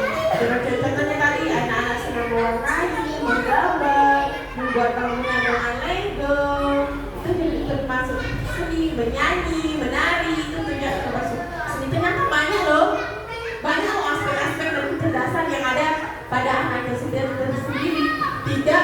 Tidak hanya menulis dan membaca saja, anak itu luar biasa, bukan? Dari macam-macam kecerdasan tadi, ini beberapa aspek ini ternyata anak kita sudah luar biasa, ibu-ibu. Kita apresiasi kepada anak-anak kita. Anak-anak kita sudah luar biasa. Pada saat ini mereka sudah mampu, sudah terlihat perkembangan yang kita lihat pada anak kita. Jadi seperti itu ibu-ibu ya. Yang 6 aspek tadi lah. Yang 6 aspek tadi itu yang setiap hari yang diajarkan oleh guru kelasnya. Jadi ke-6 aspek itu harus mencakup, harus masuk dalam satu hari pembelajaran itu. Makanya pilihan anak-anak itu bergerak dulu, bernyanyi dulu, ada berdoanya, ada nasihat-nasihatnya, ada yang namanya motorik halus. Motorik halus itu kekuatan otot jari tangan berkoordinasi baik dengan mata. Dia pintar, dia bisa menulis dengan baik, dia bisa menggunting, dia bisa menempel, dia bisa membuat garis atau menggunting garis. Itu sudah motorik halusnya sudah bagus. Tapi kita lihat rata-rata sudah bagus motorik halusnya guru ya. Untuk yang kelompok B yang di kelas guru J, selain motorik halusnya sudah bagus. Luar biasa seperti yang mereka buat gambar kemarin juga, hasil gambarnya bagus-bagus, hasil warnanya bagus-bagus. Jadi maksudnya ternyata motorik halusnya sudah baik. Mungkin ada beberapa anak tapi itu masih dalam proses karena mereka kadang baru masuk seperti Irfan atau Jelani karena kan baru masuk 1 tahun di sini. Jadi itu kita maklumi, kita lihat perjalanannya 1 semester ke depan Irfan ya. Tapi mungkin sama Irfan bisa di rumah, mungkin tidak mengajari tulis di Irfan, bisa ajak Irfan merobek-robek kertas, remes-remes atau pindahkan batu kecil ke botol. Itu juga termasuk melatih. Itu salah satu stimulasi kita untuk motorik halus anak, untuk kekuatan jari tangannya. Itu kadang secara tidak sadar kalau otot tangannya sudah kuat, belajar menulisnya gampang. Intinya otot tangannya kuat dulu. Kalau tidak kuat itu yang membuat anak itu malas menulis, pensilnya cepat terlepas dari tangan karena otot tangannya belum dikuat itu. Cara kita stimulasi di rumah itu kita ajak remes-remes, entah remes buku bekas, selera plastisin atau slime ya, terus squishy, terus itu memindahkan benda-benda kecil itu sudah melatih kekuatan otot tangannya. Bukan kita langsung kasih pensil harus tulis ini, tapi kita latih dulu otot tangannya dulu yang kita kuatkan ya. Nanti kasihan ya, kasih pensil dulu, kasih tulisan, tulis itu. Udah bisa Ya udah bisa sekarang. tulis namanya sendiri sekarang. Tapi yang alangkah lebih baiknya kan kalau otot tangannya lebih kuat lagi. Stimulasi dia. Tambah stimulasi otot tangannya lebih kuat lagi, mungkin bisa ngejar teman-temannya yang lainnya.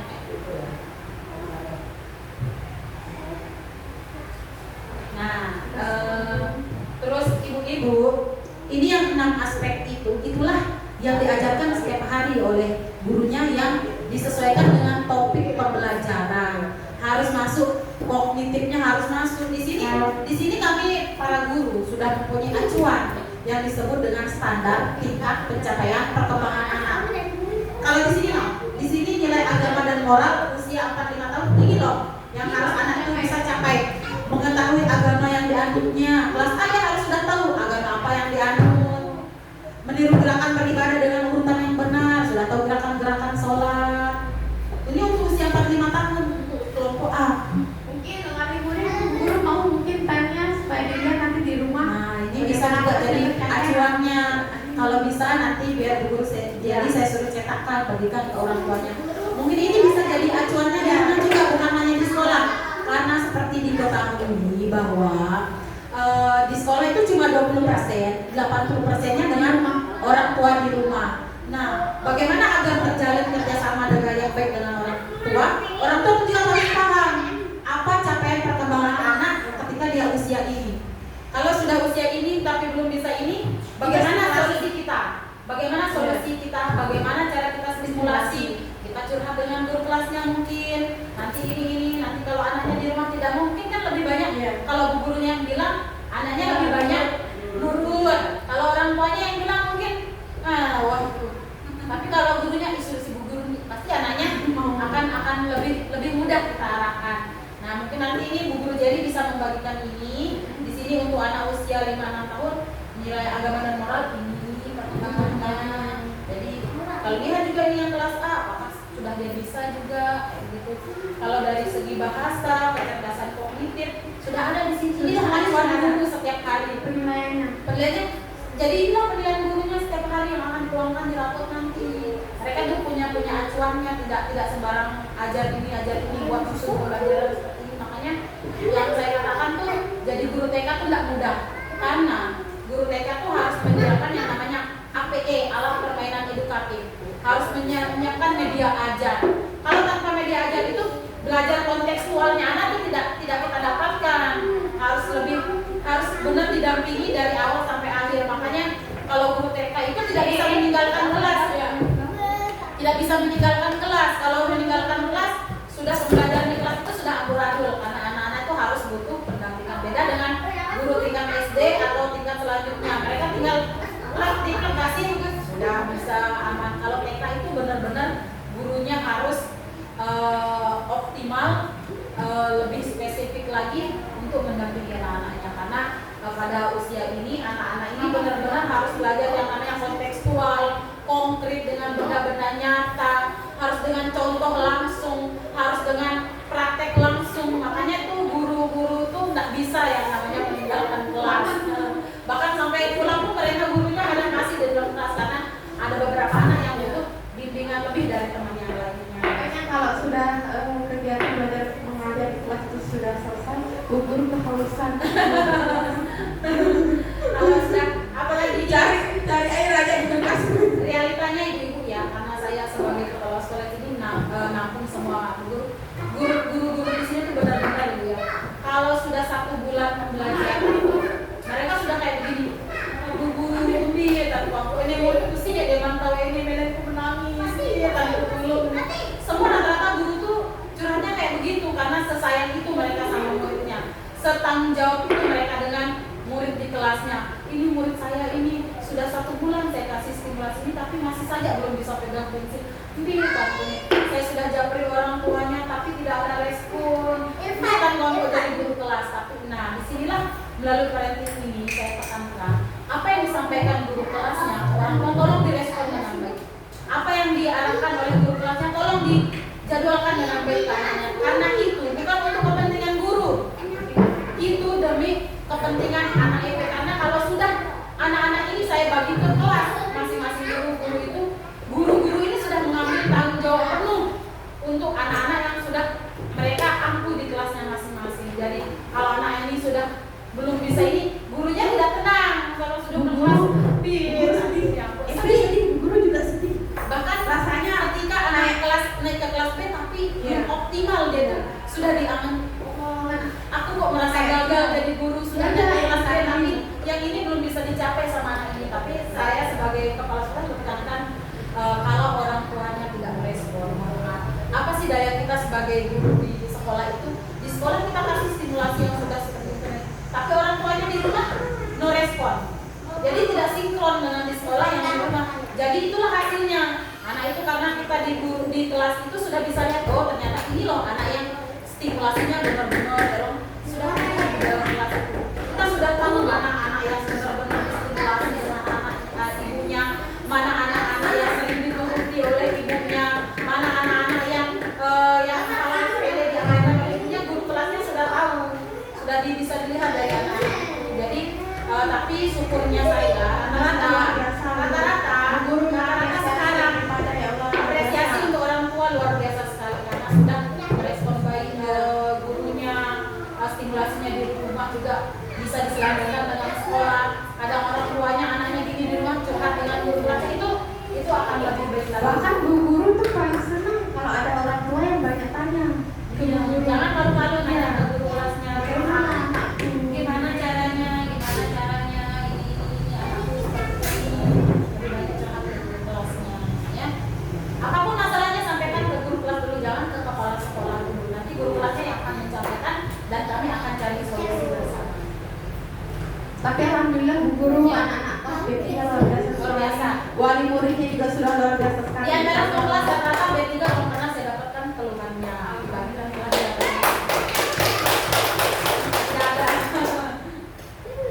Alhamdulillah juga bu guru anak-anak di kelas B3 sekarang sudah bisa mandiri, sudah bisa tanggung jawab dengan apa yang mereka miliki. Tentunya sudah bisa membereskan alat pensilnya sendiri, sudah bisa merapikan Itu capeknya iya, tanpa bu guru campuran SPKB sekarang. Memang dulu awalnya pas baru masuk kelas B, memang bu guru tidak henti-hentinya bu guru kasih tahu sampah sampai teriak. Makanya sudah menjual. Balik dulu rapikan tasnya. Tapi alhamdulillah sekarang sudah berbuah bu guru. Tanpa bu guru capek-capek mau lagi sudah terbiasa anak itu mau merapikan tas dan pensil. Anak sudah tahu gurunya ketika keluar main harapannya harus sudah ngerti masuk. Bahkan bu guru selalu sama anak-anak di kelas B3 setelah kegiatan belajarnya selesai, mereka langsung dengan tanpa secara tidak langsung mereka langsung merapikan. Bapak itu gurunya merapikan kelas. Ada yang nyapu, ada yang ngurus sampah, ada yang rapikan mainan, itu sudah luar biasa. Itu bahkan dua anak-anak kita sama. Ini juga sudah dianu mengenai hafalan. Ini sebenarnya sebagai salah satu program kami juga, karena ini kan sudah jadi pembiasaan di kelas. Tapi biar ada progresnya juga orang tua, biar bukan gurunya saja yang mengajarkan di sekolah. Makanya anak-anak tuh setiap 1 bulan sekali tuh sekolah hafalan. Di sini sudah ada kartu penilaiannya. Ini punya siapa nih? Muhammad Irfan Ilham Pambudi. Ulangi lagi. Surat Al-Asyar, surah Al-Humazah, nilainya BB. Belum berkembang. Di sini keterangan gurunya ulangi lagi. Ini sudah difotokan. Nanti bagi satu-satu Iya. menjelaskan apa yang harus dilakukan sama orang tuanya di rumah. Mungkin Bu Guru Jerry menyampaikan apa capaian anak selama beberapa bulan ini, sama 4 bulan. Dimulai dari alhamdulillah sudah luar biasa sekali ya bu guru secara umum saja ya. Jangan kaget.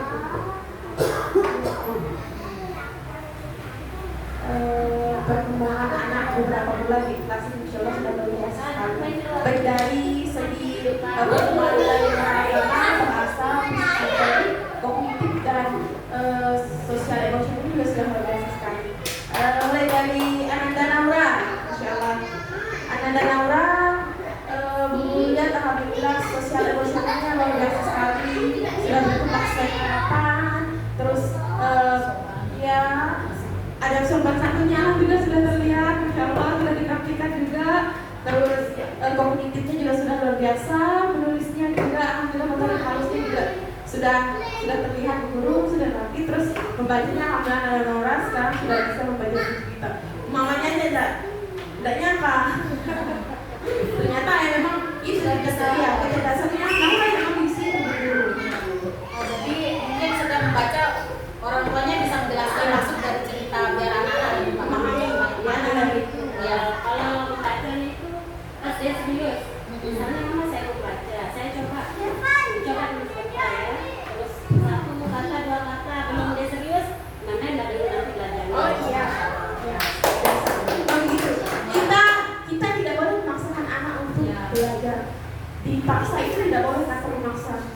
Biarkan mereka belajar dengan keinginan sendiri.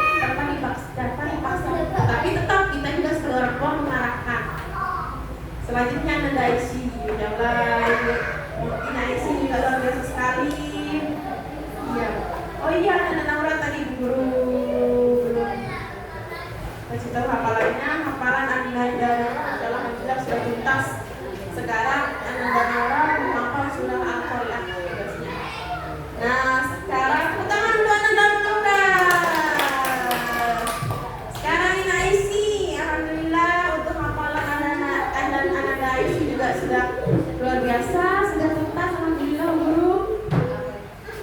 Terus dari sudah tuntas, berkembang sangat baik dari surah Al-Asr sampai kemarin At-Takasur dihafal sampai At-Takasur. Sekarang hafalannya surah Al-Qari'ah.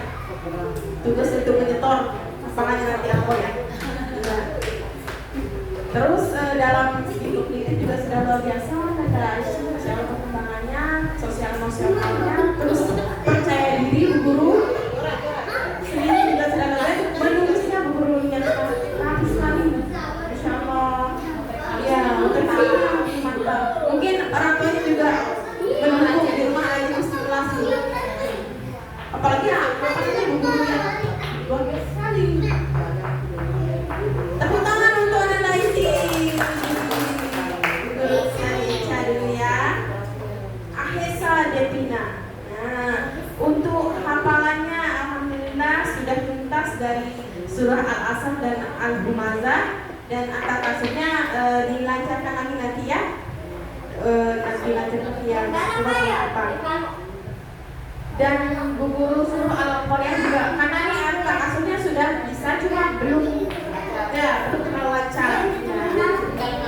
Memantapkan. Ya. Nanti PR-nya At-Takasur sama Al-Qari'ah. Terus Bu Guru lihat Ananda Eka ini dia senang matematika. Intinya luar biasa. Dia Masya Allah, diperlangkan saya itu di Ananda Eka cepat sekali. Selesai kalau tugas berhitung guru. Terus kognitifnya juga sudah bagus. Kalau berhitungnya bagus, kognitifnya luar biasa. Dari seninya juga alhamdulillah sudah bagus, sosial emosionalnya juga alhamdulillah. Tepuk tangan buat anak Indonesia. Ada Irfan, ada Irfan alhamdulillah, Masya Allah. Baru berapa bulan ada Irfan di sini Bu Guru? 4 bulan. Tepuk tangan sudah luar biasa juga. Anak dari Irfan sudah mandiri Bu Guru. Dia tidak ditunggu temannya, dia ditunggu orang tuanya. Ya, dia ditunggu orang tuanya. Nanti enak belakangan. Berarti dia sudah luar biasa macamnya. Jangan pernah kecil hati. Irfan itu sudah luar biasa. Dia sudah mampu, dia sudah mandiri, dia mampu berinteraksi dengan teman-temannya. Terus bahasanya juga sudah bagus. Guru dia perkembangan bahasanya dia bagus kalau ada Irfan. Nah, yang motorik kasarnya juga sudah bagus. Tinggal kita latih nanti motorik halusnya dan kognitifnya. Itu kita nanti kembangkan lagi. Nanti gimana guru sama teman-teman kolaborasi lebih intens lagi untuk perkembangan motorik halus Irfan. Tepuk tangan untuk anak Irfan. Selanjutnya juara. Mana juara dia? Ini dia juara. Oh ini dia. Mama juara. Lu buku ini ya hafalannya ya. Ya untuk hasil hafalannya kemarin Ananda Zora alhamdulillah alasannya surah alasannya sudah berkembang sangat baik. Surah Al-Humazahnya berkembang sesuai harapan, tinggal dilancarkan saja. Nah, PR-nya nanti surah At-Takasur dan Al-Qari'ah sama kayak tadi dilancarkan dan diulangi nanti Al-Qari'ah juga. Nah, kalau At-Takasurnya kan sudah hafal, cuma belum lancar, belum terlalu lancar kayak tadi. Ini guru sudah di hasil ini sudah difotokan ke masing-masing. Ada yang beberapa guru, ada yang belum guru itu Di sini makanya BSB itu berkembang sangat baik. Itu tanpa bantuan guru.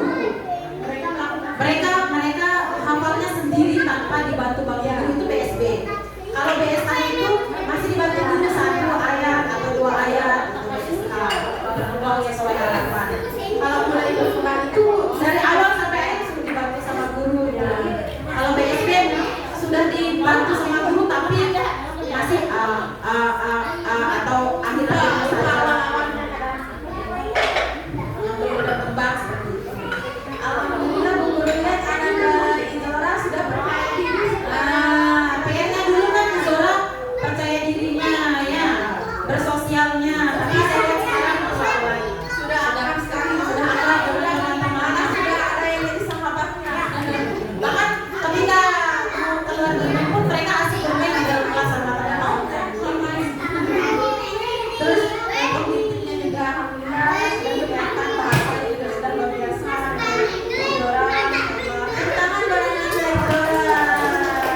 Sekarang Anda ada apa? Masya Allah, anak apa ini? Ini anak akbar.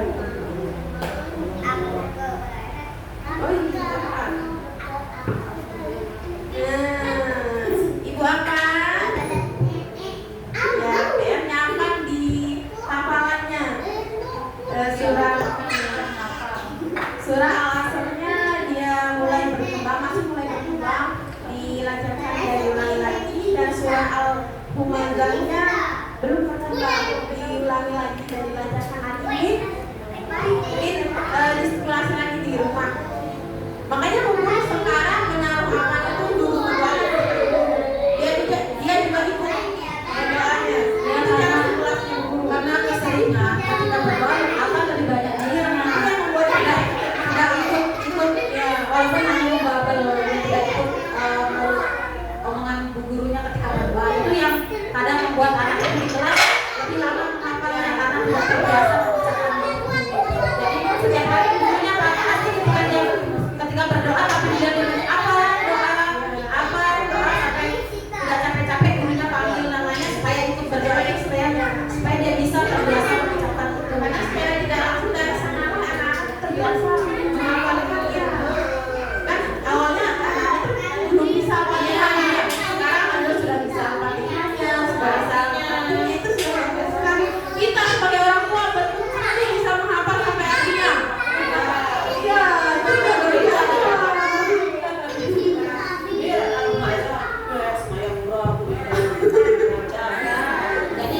jadi di kelas itu Aksa sama Irfan yang masih ketika berdoa itu masih suka diam.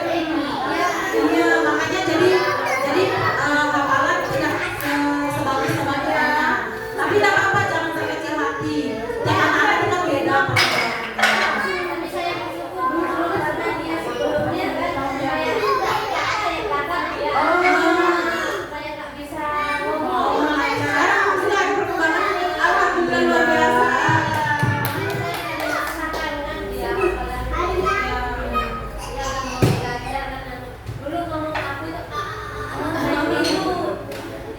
Jadi tiap hari saya lewat sini pasti saya dengar Aksa dipanggil, Zafran dipanggil, Irfan dipanggil, ayo doa, ikut doa. Itu supaya yang bisa ikut menghafal Walaupun belum bisa, ya bisa, tapi yang penting dia itu bersuara. Ya, bersuara ya tidak langsung.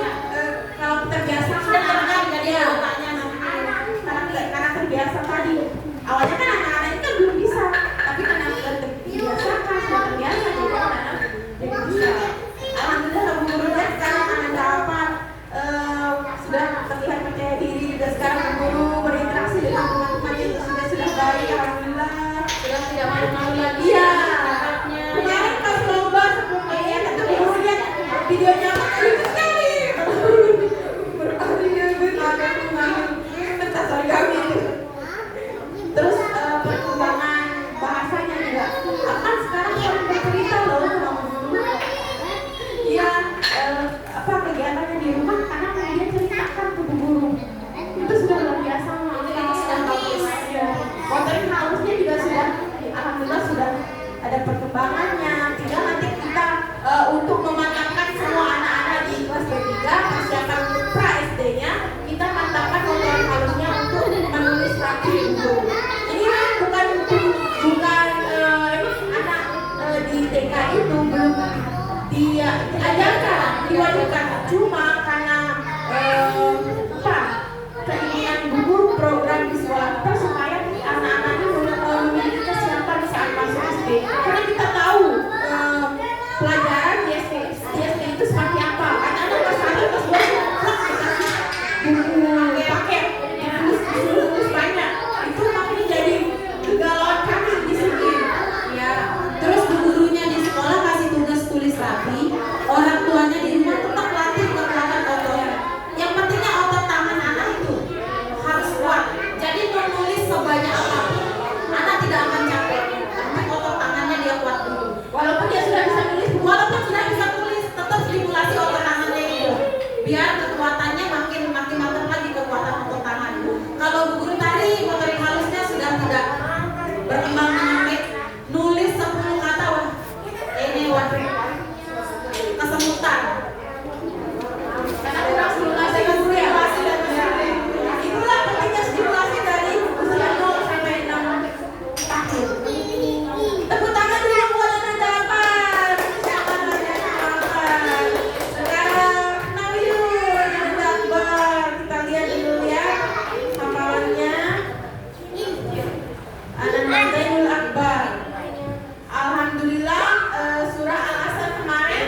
sudah tuntas, sudah berkembang sangat baik.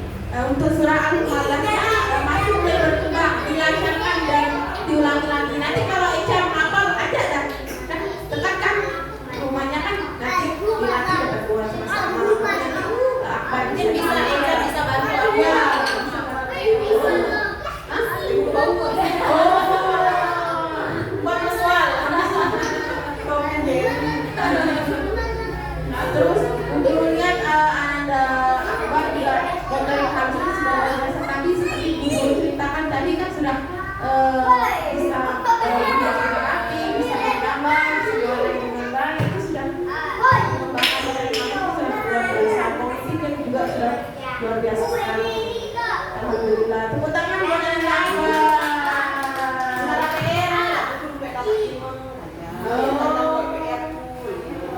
Indo barang tuh kadang-kadang suara barang musuh mulai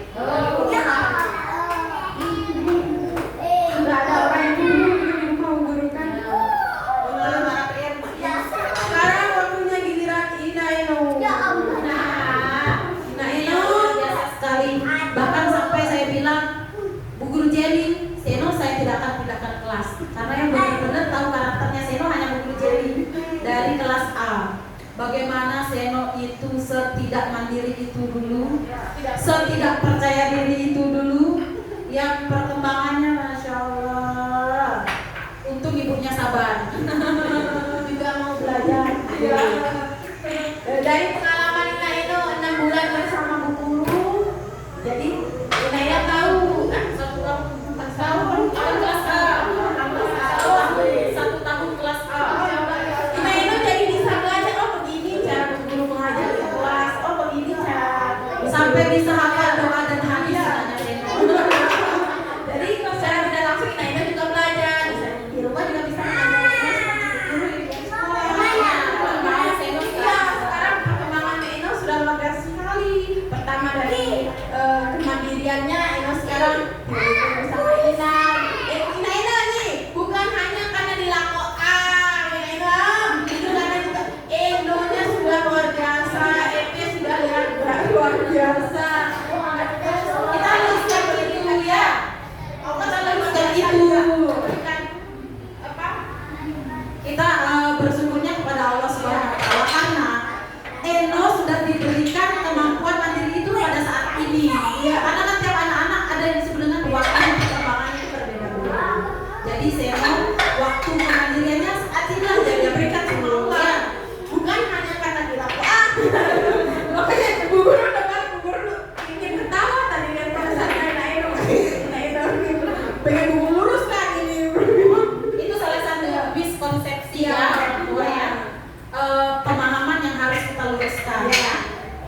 Sabar, kadang nih dengan pelaku nggak boleh dibela. Dengan pelaku sama depan sama mbak ini pelaku mbak anak itu. Padahal itu salah satu bentuk uji kesabaran sebagai orang tua. Kadang kita sebagai orang tua tuh harus paham waktu perkembangan anak itu beda-beda. Mana ketemu, mana kesiksa. Kalau waktunya dia saatnya itu dia mampu, tidak akan bisa ya. Jadi kita orang tua harus sabar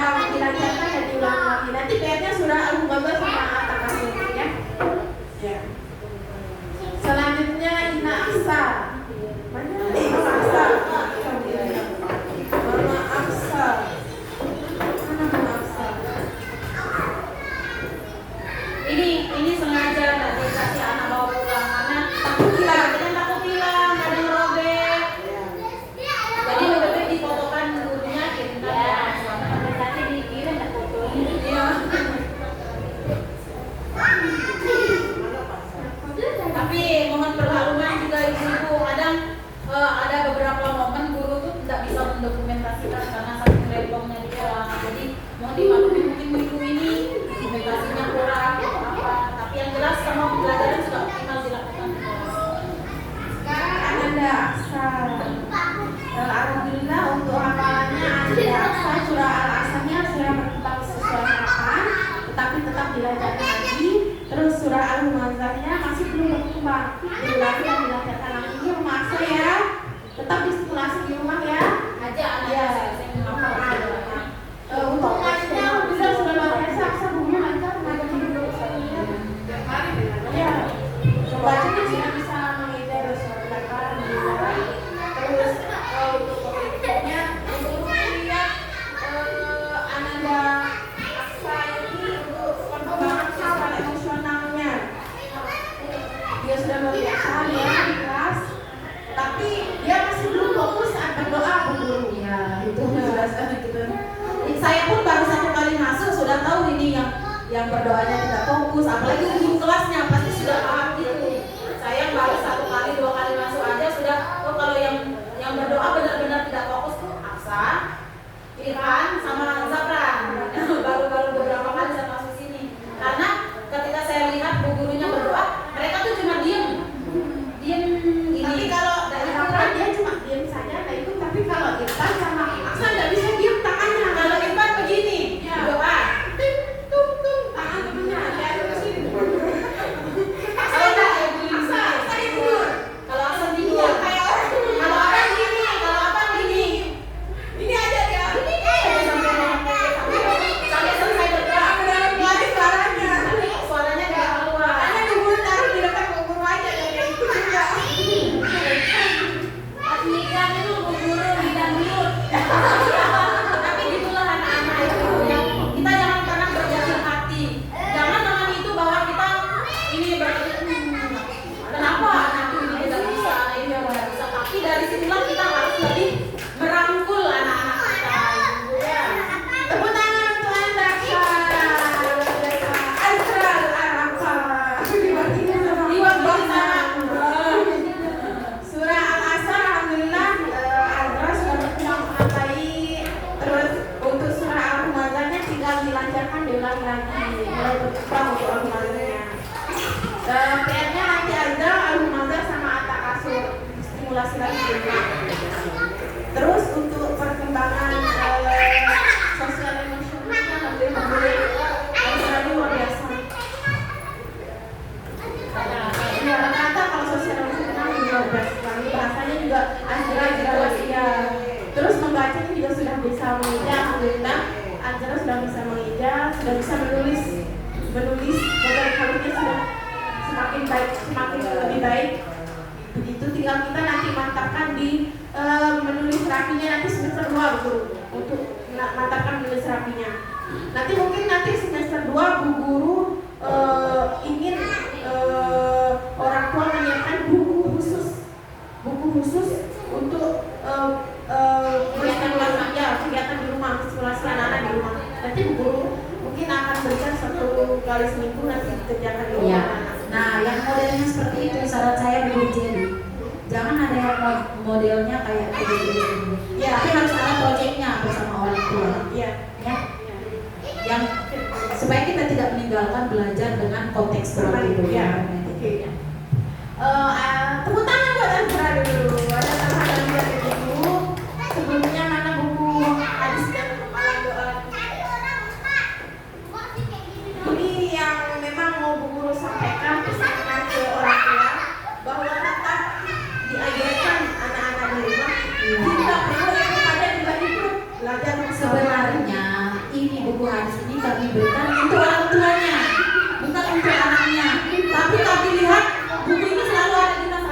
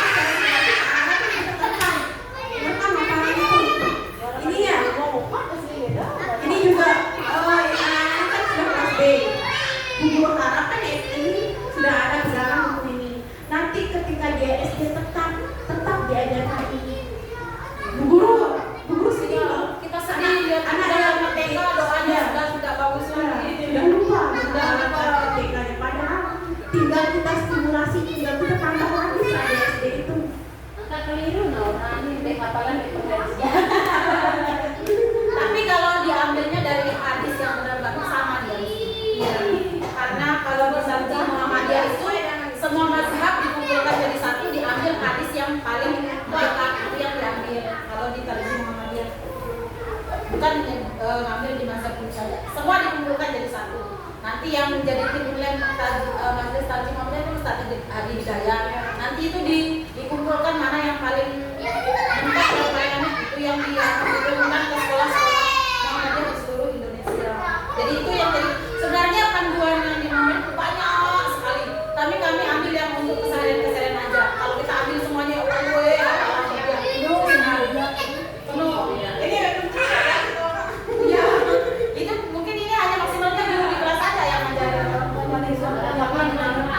Mungkin setelah ini ada misalnya harus sebelumnya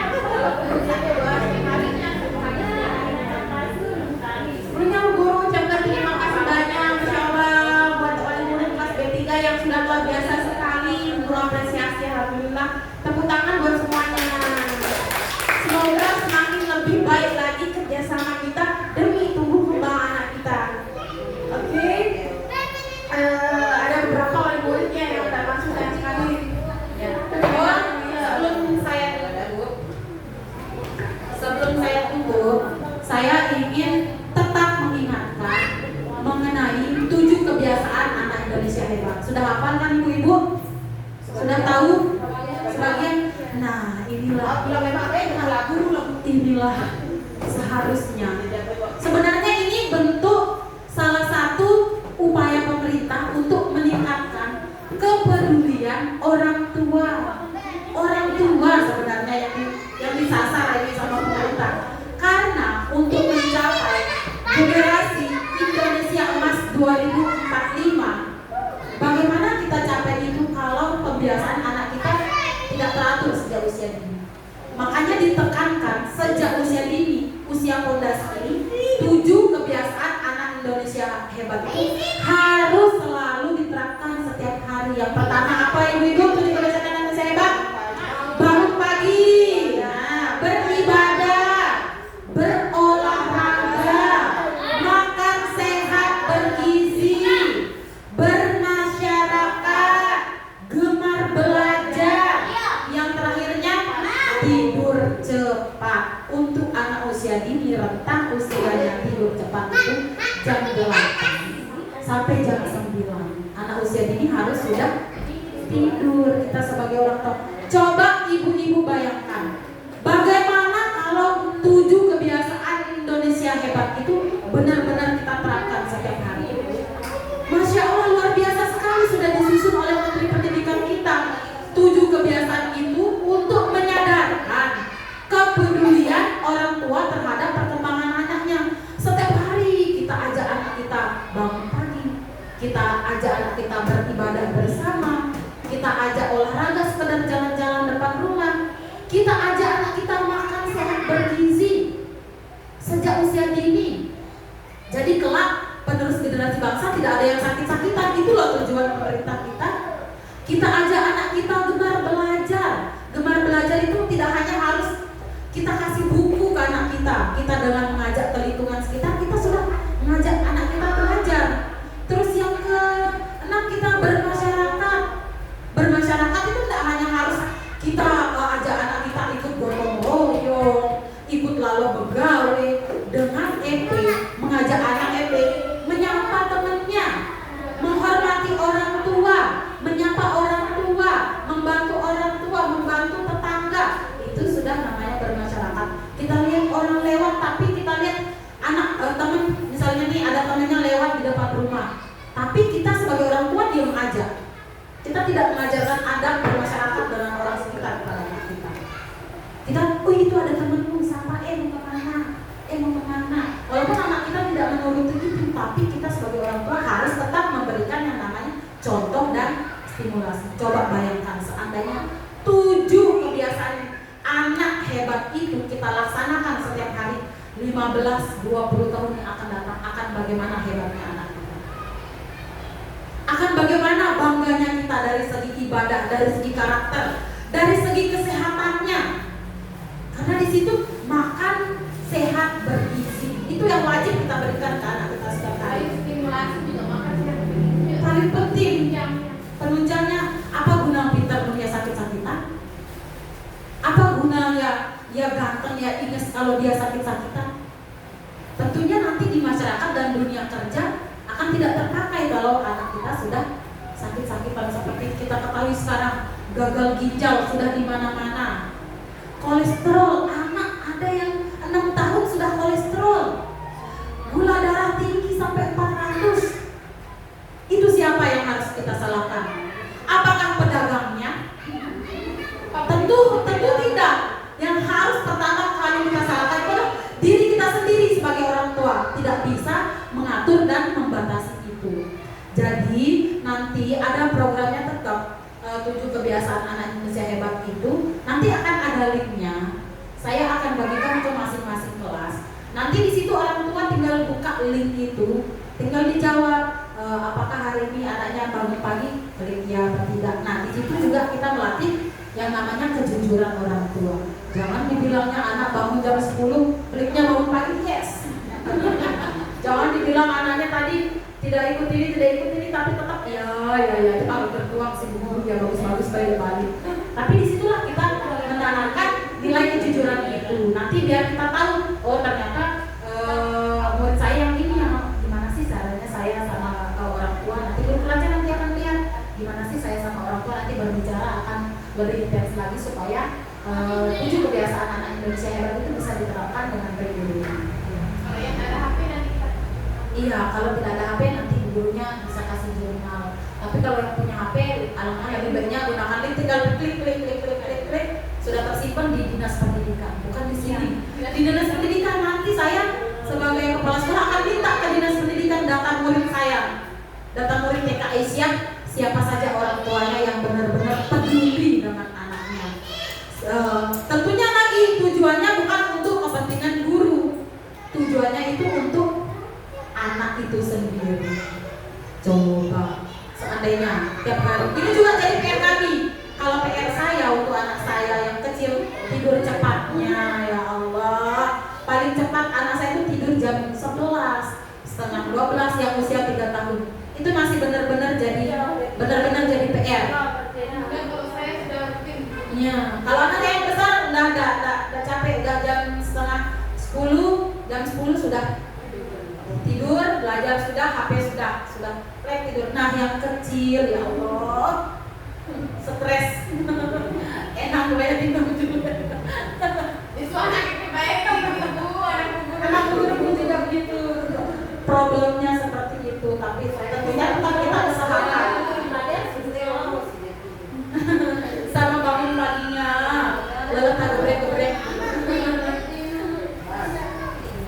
Jadi itu ibu-ibu ya, tetap laksanakan 7 kebiasaan anak Indonesia hebat itu walaupun tidak dipantau oleh guru. Itu semua demi anak-anak kita, bukan untuk kita, bukan untuk kami para guru. Ini untuk EP atau DP stres loh pas kelompok. Kenapa saya bilang gitu? Karena kalau sudah tertata sejak usia dini, ketika kita tua kita akan tenang lihat anak kita sudah ininya bagus. Kan kita kalau sebagai orang tua sudah kayak begitu, anak kita kan tenang, masa tua kita adem ayem bahagia. Kita lihat anak-anak kita.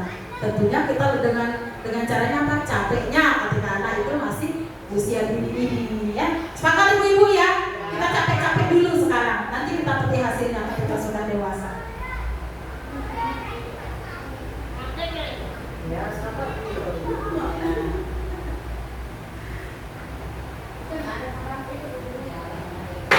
sedikit saja ya, untuk mungkin lewat tadi memberikan apresiasi setiap hari kepada anak. Apresiasi itu tidak hanya dengan hadiah ibu-ibu ya, tidak hanya berupa dengan hadiah, tapi pelukan kita kepada anak, sentuhan tubuh kita kepada anak kita itu sangat luar biasa sekali. Anak itu bisa merasa dihargai, merasa disayangi ketika anak kita melakukan hal yang positif, hal yang baik. Berikan diapresiasi untuk pelukan, entah itu tos, tepuk tangan. Bu guru bertanya apakah hari ini MP pada sudah memeluk anak-anak itu? Sudah mencium anak-anak itu? Hal sesederhana itu berdampak yang sangat besar pada anak. Kita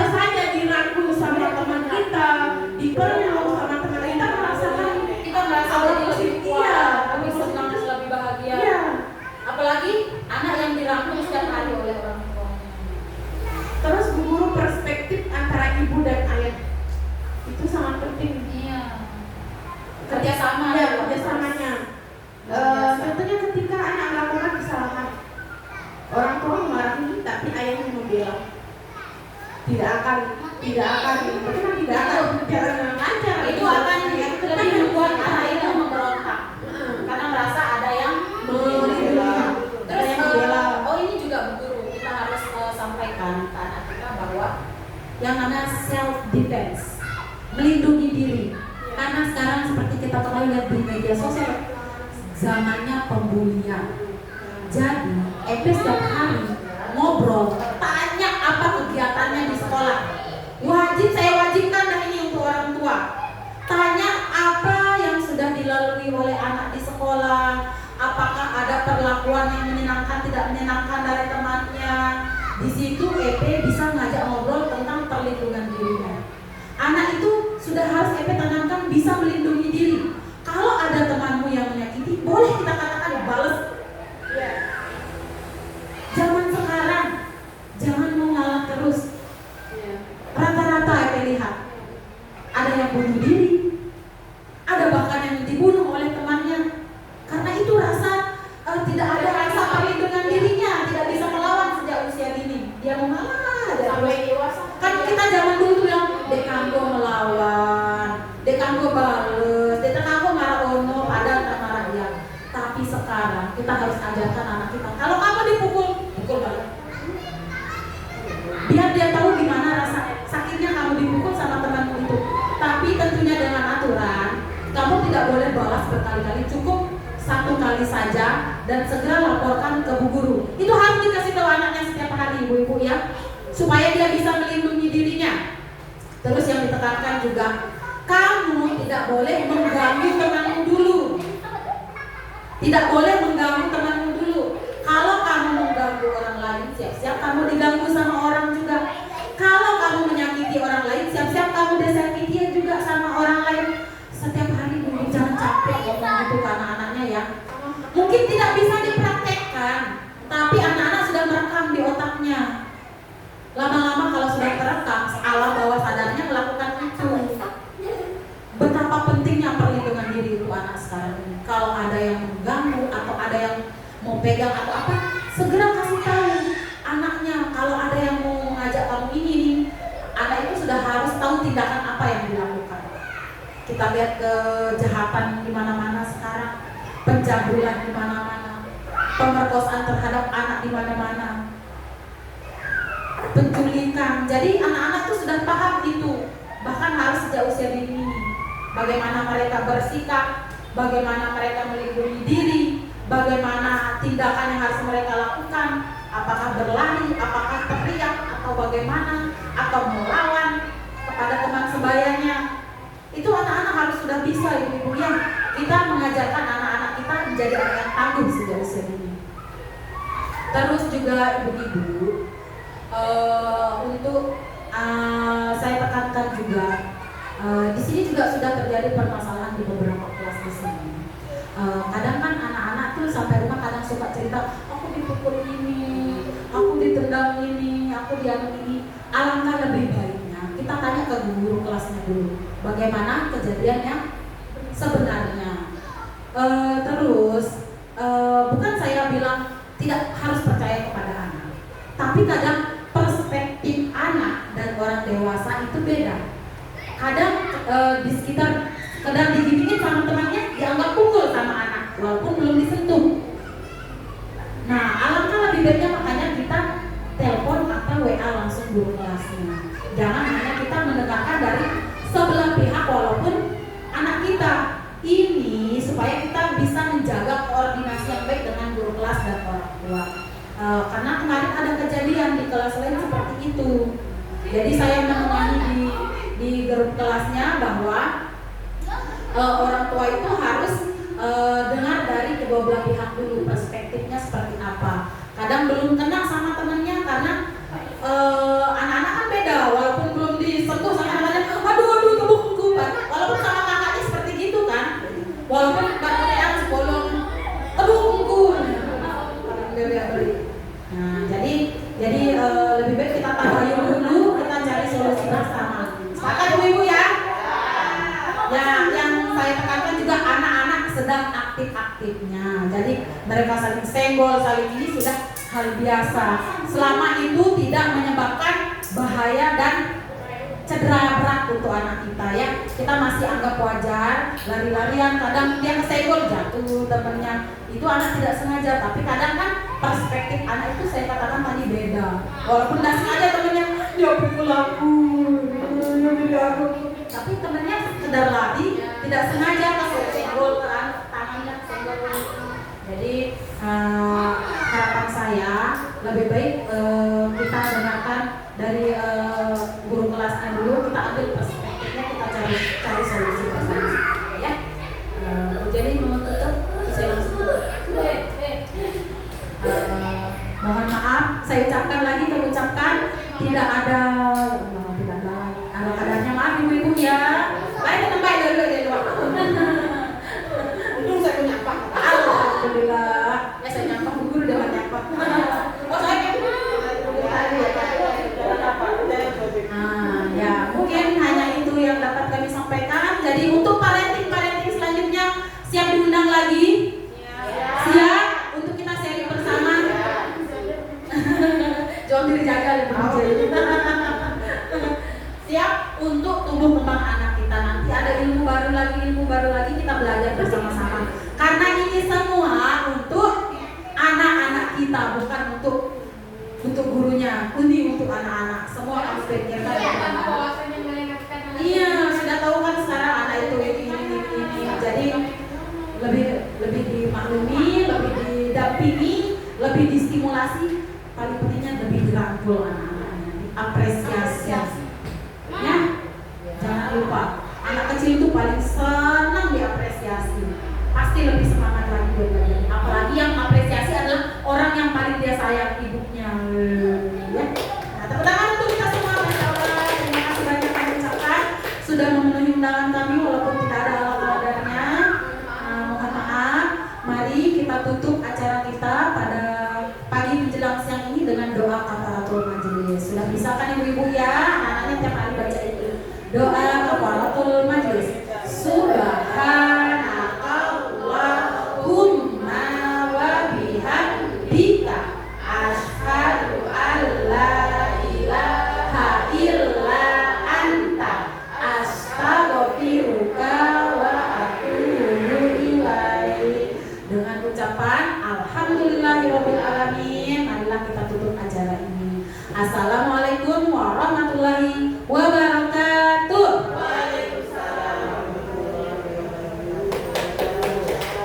Jadi kau foto dengan calon. Jadi ibu-ibu berjadi foto.